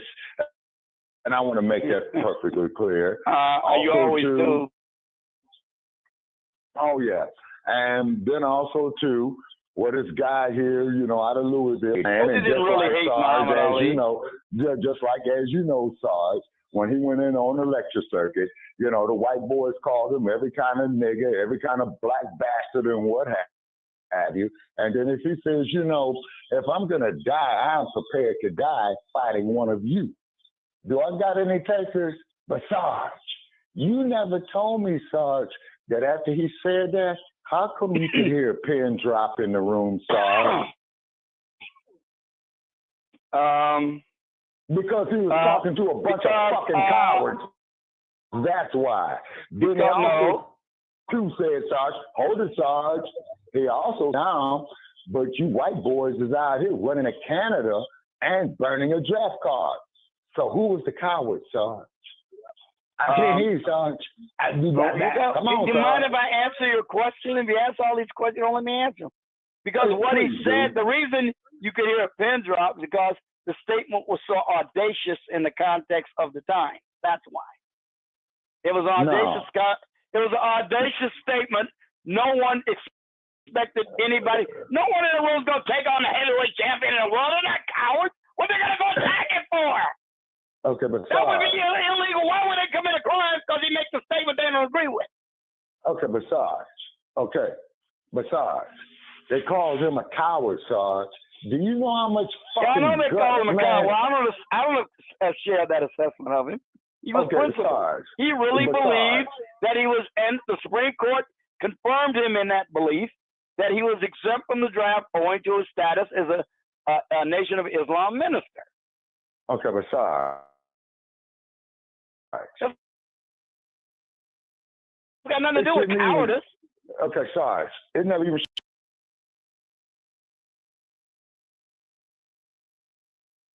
his reasons for the induction? That should have been it. And the man should have went on and well, that's why we have courts to rectify such wrongs. Sarge, fuck these goddamn kangaroo courts. Well, you know, I mean, look, you got to remember, a lot of people were getting drafted back then, and rightly or wrongly, they thought, well, this guy's got more privilege than most people in the country. He's a millionaire. He's getting all his money boxing. He's got all his opportunity from what he got from him. And why shouldn't he be subject to draft like everybody else? Again, they were wrong in that belief, but I could certainly understand it. Sarge, I got another question, Sarge. Sarge. Go shoot. Okay, Sarge, when did Congress declare war on North Vietnam? Again, most military conflicts the United States is engaged in have not been declared wars. Most of them. Mm-hmm. So that's nothing new, and that goes all the way back to the beginning of the country. Military engagements with the Barbary pirates, for instance.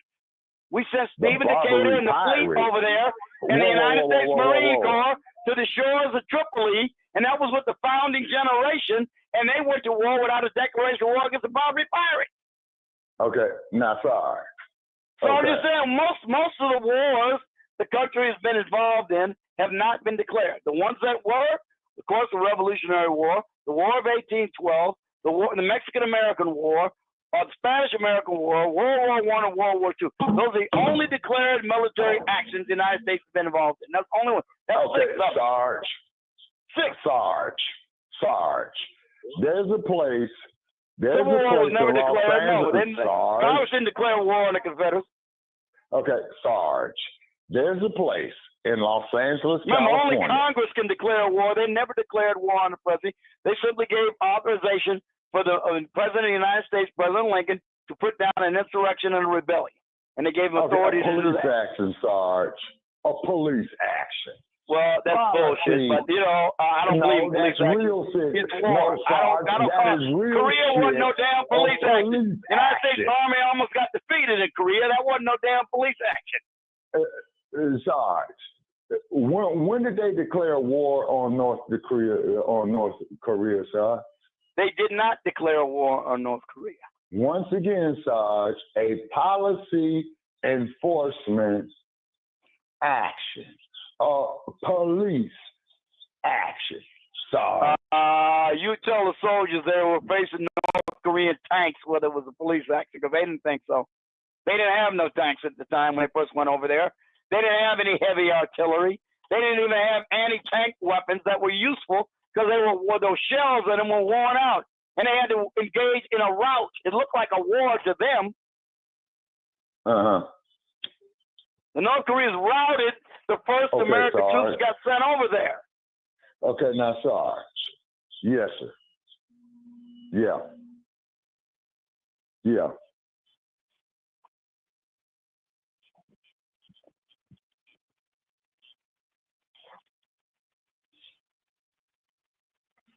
Yeah, like an amendment. If they do, he can. I don't think there's a popular will to get past an amendment repealing that Section 1 of the 22nd Amendment. Now, he can try it. There's nothing illegal or improper about him trying to get it repealed, but I don't think the country's going to go for it. So he'll be unsuccessful. That's fine with me. I don't care if they repeal it or not. But look, I'm saying this much. Here's what he could do. He could run as vice president, because there's no limitation on the number of times you can run as vice president.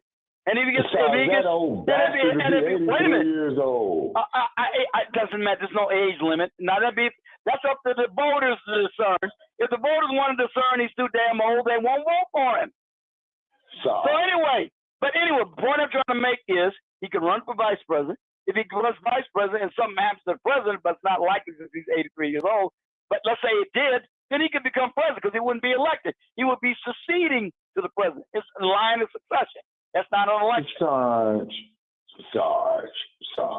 Have you ever No, considered a career in Hollywood? I'm just telling you how it could occur constitutionally. I'm not speaking of the practical political implications.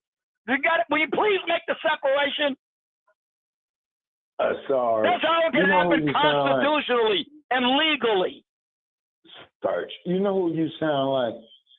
You sound like that somebody old who knows what he's talking about? man. Yeah, that's what I sound like. Okay, Sarge, you sound like that old crooked bastard back in 1974 who says, ladies and gentlemen, the American people have the right to know if their president is a crook. I am not a crook. You know what? I think President Nixon got a raw deal in a lot of cases with Watergate. I think that looking back on it now, I think he got a raw deal. You know why they did what they did to him? Because they never forgave him for appropriating the nomination of Rosemary Woods and exposed all in communists with Whittaker Chambers and Alger Hiss back there in the House of American Committee. And then leftists never forgave him for that. Okay, with the McCarthyism, which was a damn witch hunt, number one. No, it wasn't. They found a lot of witches in the State Department. There are all kinds of communists in the State Department. The problem is that Joseph McCarthy identified the wrong targets. He was reckless, and he made reckless accusations. That doesn't change the fact that all kinds of communists were working in the State Department. Whittaker Chambers revealed that with the Alger Hiss affair. Okay.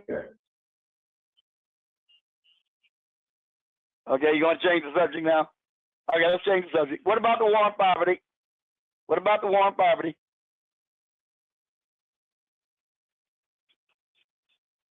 Wait a minute. What?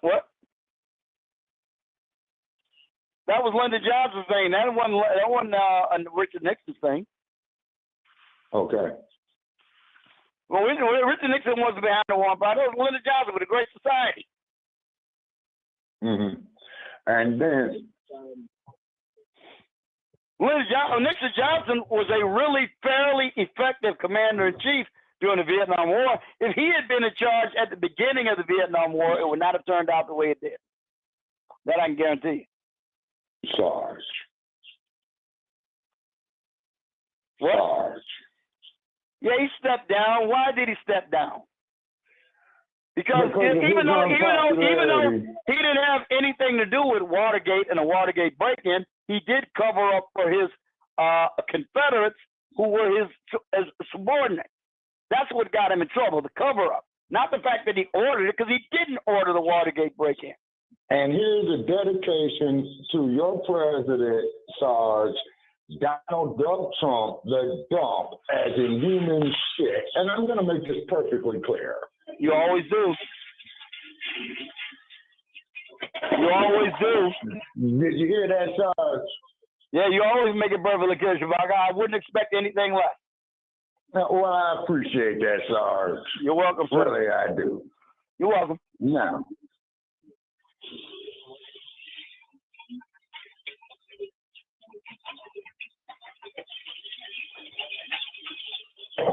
Sarge. Yes. Earth calling Sarge. Earth calling Sarge. Yes, I'm hearing you. Yeah. Okay, what was your question, Brother Trey? Yeah.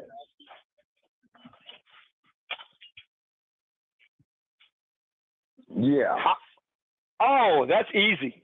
Well, it's not easy, but yeah, it's clear what needs to be done. Yeah. Number one, we need to strengthen the family, because family is the most important thing to get you through crises. So we need to go back and do what we need to do to straighten the family. We know what happened in the Black community, the extended family in the Black community, and we know it's a mess. Mm-hmm. So we need to do that first of all. Next of all, you need to establish social networks that can assist you in times of need. Networking with others in your community. in your area. You need to do that. So I would say those are the two most important things you can do. Yeah. Okay. Now, also too, Sarge. Now, what about us building up our own infrastructures of commerce, science, technology, engineering, and mathematics? Earth's calling, Sarge. Wait a minute, sir. You're planning on getting rid of Democrats, then, because Democrats ain't gonna create no public educational system that's gonna allow that to happen. So you got to be getting rid of Democrats. You got to do that in order to establish that. They got to go. Okay, Sarge. So is that what you're planning to do to make sure that happens? Sarge, these Democrats and these reptilians do not have the interest of Black people. Best interest. Well, that's what I said. If you all. want them to learn the things you just said, because you don't learn about physics and stuff usually from a homeschooled parent, unless they happen to be physics instructors, then you're going to have to go get an educational system capable of teaching them of it. Okay, and that's not going to be in place with the goddamn Democrats. They can't even read at a basic reading level. Okay, hold on, Sarge. Hold on. Now, here's where you and I agree, which is very rare. Here's where you and I agree. The more reason for us to homeschool our children, okay, and then to get our children out of these public indoctrination centers. You see what I mean? Because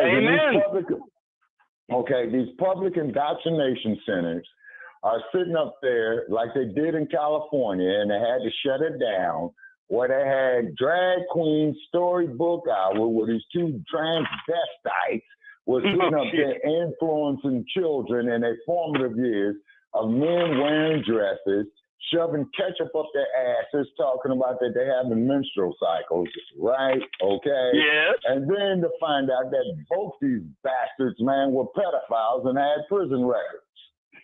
So they had to shut down Drag Queen Storybook Hour, which I'm glad they ain't did. that a kick in the head?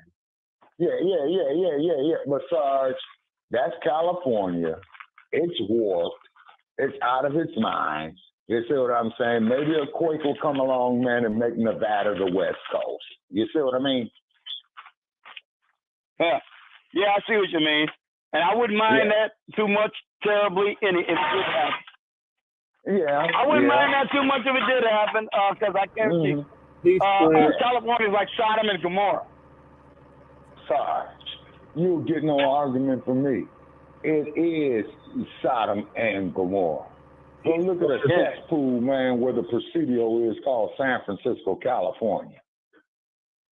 Understand? Yes, sir. And then also, too, and I'm putting that out there on the public airwaves, and Reverend Al Sharpton with your bobblehead looking ass, okay? You're going to sit up there and take a picture of a pride flag with a banana in your mouth. Yeah, man, you sure are setting some type of example for the Black community. Ain't I just want to. Ain't you know? Oh, he's a wonderful lady. Ain't a wonderful lady? Huh? Yeah. There's our Black leader for you. There's our Black leader for you. Lovely, ain't it? Sarge. Yeah, and then too, and another thing, to former President Barack Obama. Barack Hussein Obama. Okay, Mr. President, you as the President of the United States, you did not order your Justice Department to investigate the illegal police shootings of Tamir Rice, of Mario Woods, of Ezell Ford, Sandra Bland, Philando Castile, and I mean, you know, the list goes on and on and on again. You see what I'm saying? Well, we're starting to lose count. Also, too, and the murder of George Floyd, which was murder charge, okay, where they had the man handcuffed. Okay. No, ain't no says me. Me and Brother Parrish, him and I both looked at that video, Sarge, more than 20 times. It was not and murder. we had both came to the same conclusion that George Floyd expired under the knee of Derek Chauvin, which was special circumstance murder.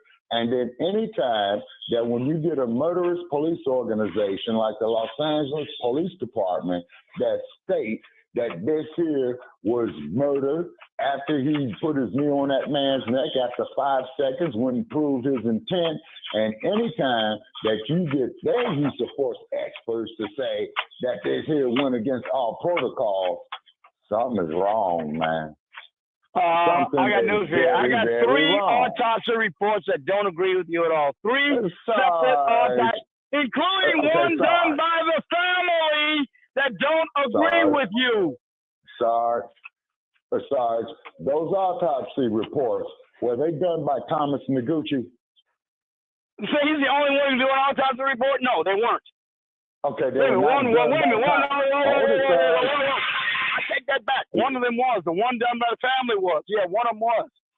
Okay, no, Sarge. Did Thomas Noguchi, the former coroner of Los Angeles County, did he do any of those autopsy reports? If you tell me yes, I know you're lying. I think he did do the one for the family. Sarge, Noguchi died about 5 years before the George Floyd incident. So he didn't. So he's the only one that could do an autopsy? Yeah, in my opinion, I say you're right. Don't stop it. No, Sarge. You mean the Armed Forces Pathology Institute can't do an autopsy? Because they did one. Sarge. Wait a minute. I asked you a question. You're saying the Armed Forces Pathology Institute or the Hennepin County Medical Examiner are incapable of doing an autopsy. It's got to be Thomas Noguchi.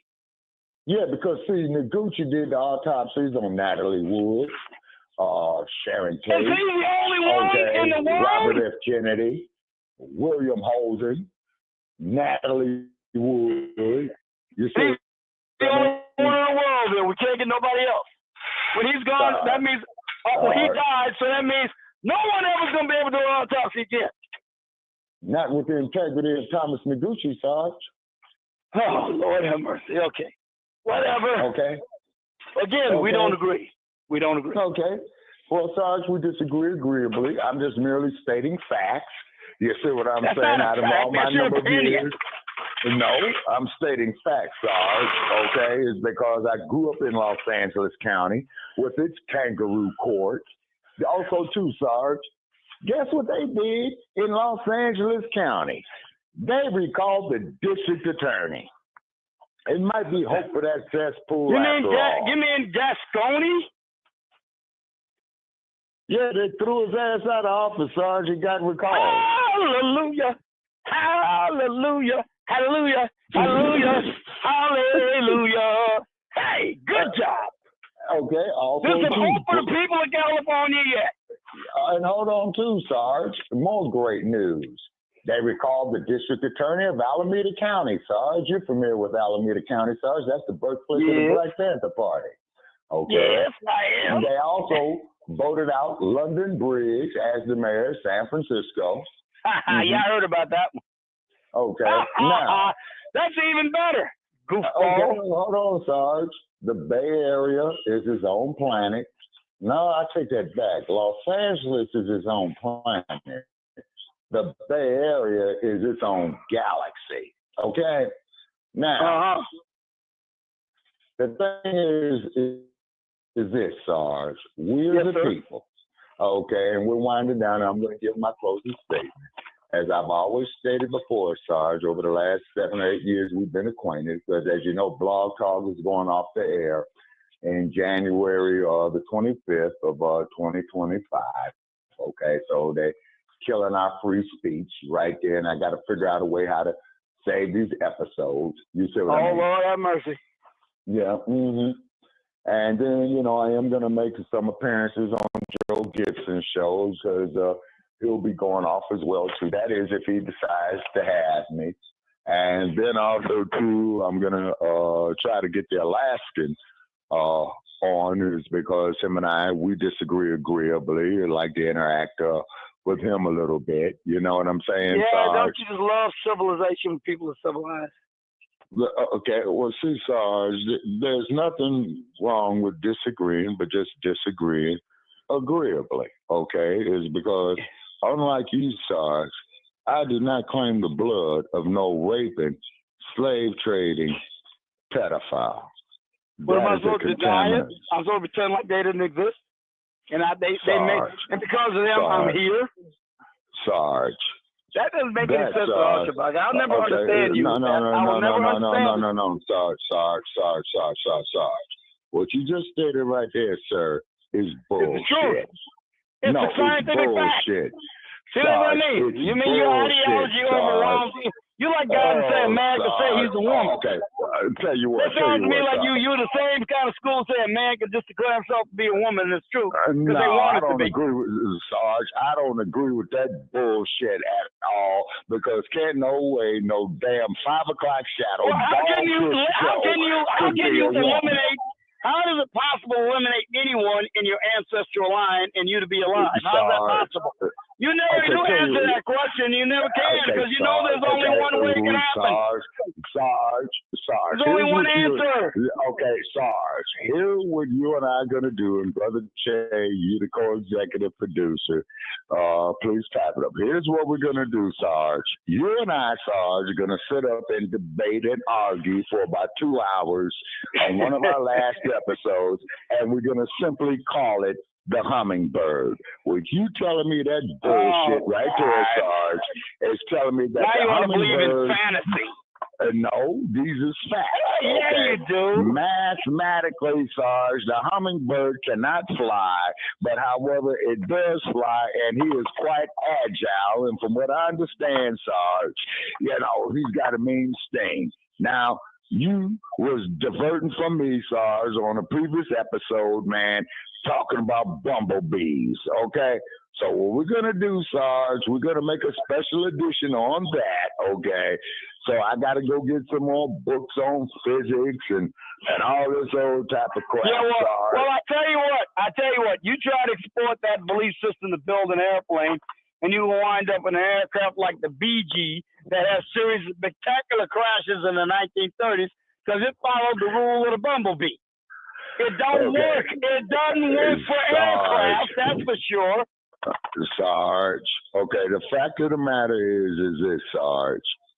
Okay, the raping, slave trading pedophile. Not this again. Is what he is. Oh yeah, because that's exactly what he is. Look at Black Friday. Look at Black Friday, Sarge. Just like Brother Che had did excellent research about buck breaking. Okay. About buck breaking. Brother Che had did excellent research on that, where they want to effeminize the black male is because they are in fear of the black male's military strategy, his strength, and they don't want the black male to be strong father figures in the home. This is why that raggedy ass tramp Gloria Steinem, when she came up with that woman's lib shit, the first one that she targeted was the black woman. And to me, that there was a big DNA on that does not apply because mama carries a whole lot of juice in the black household. Grandmama carries a whole lot of juice in the black household. I know, the patriarchy thing. My matriarch. Yeah, okay, Sarge, and even our sister who you're familiar with, Sister Achita, who's giving excellent lectures on the power of the matriarch. Well, I got to give her a wide berth because she might punch me in the face. Well, Sarge, you know what I'm saying? She's a soldier, Sarge. You know what I'm saying? I understand, but even soldiers must exercise discipline. Okay, hold on, Sarge. Then not to mention Her Majesty, that we have stated on these podcasts before, of Queen Amina. Okay, of Queen Amina. And then, of course, Sarge, Her Majesty, the one and only Queen Nzinga of Mutamba, Sarge. You have yet to acknowledge, these strong, powerful black women warrior kings. I strike that. Warrior queens is because king is in a masculine sense. Queen is in the feminine sense. I don't mind acknowledging anything, and it's true. I don't know why you say I have a problem with it. I don't have a problem with it if it's true. Sarge. Do you know what I do in the majority of my spare time, Sarge, here? I mean, what do you think every time I bring an argument, you always bring receipts? Always bring receipts. Like with the 22nd Amendment today. You said it said consecutive. I said, no, it didn't say consecutive. Then I read it to you. Then Jay read it to you. Oh, okay, Sarge. I don't make things up. American politics is warped. Donald Trump is a crook who deserves to go right straight to fucking jail. Okay, you know that's your opinion. He knows it. The American people know it. Okay. That's your opinion. But right now, like you said, all that stuff is stayed right now. It ain't bloody likely. Sarge.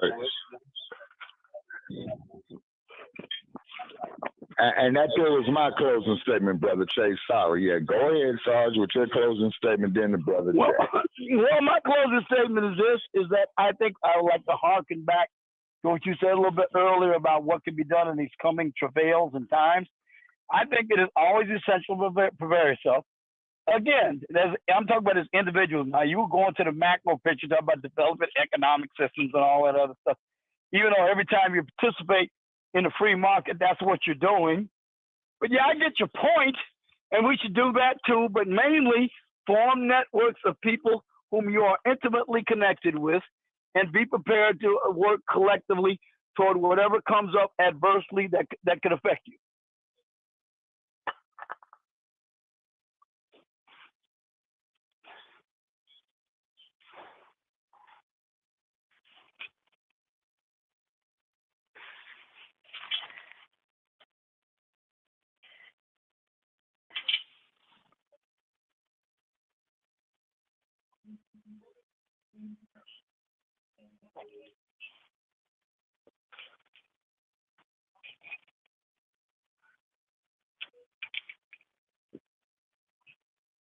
Uh-huh.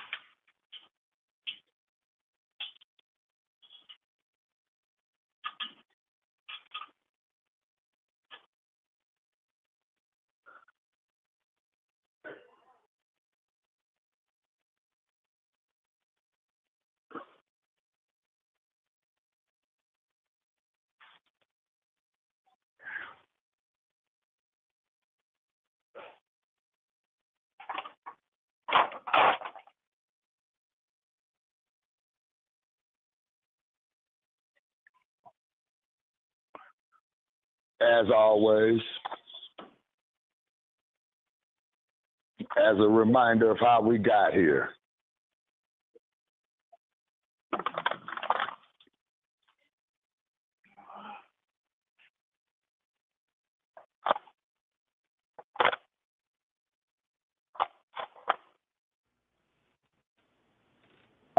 Hey.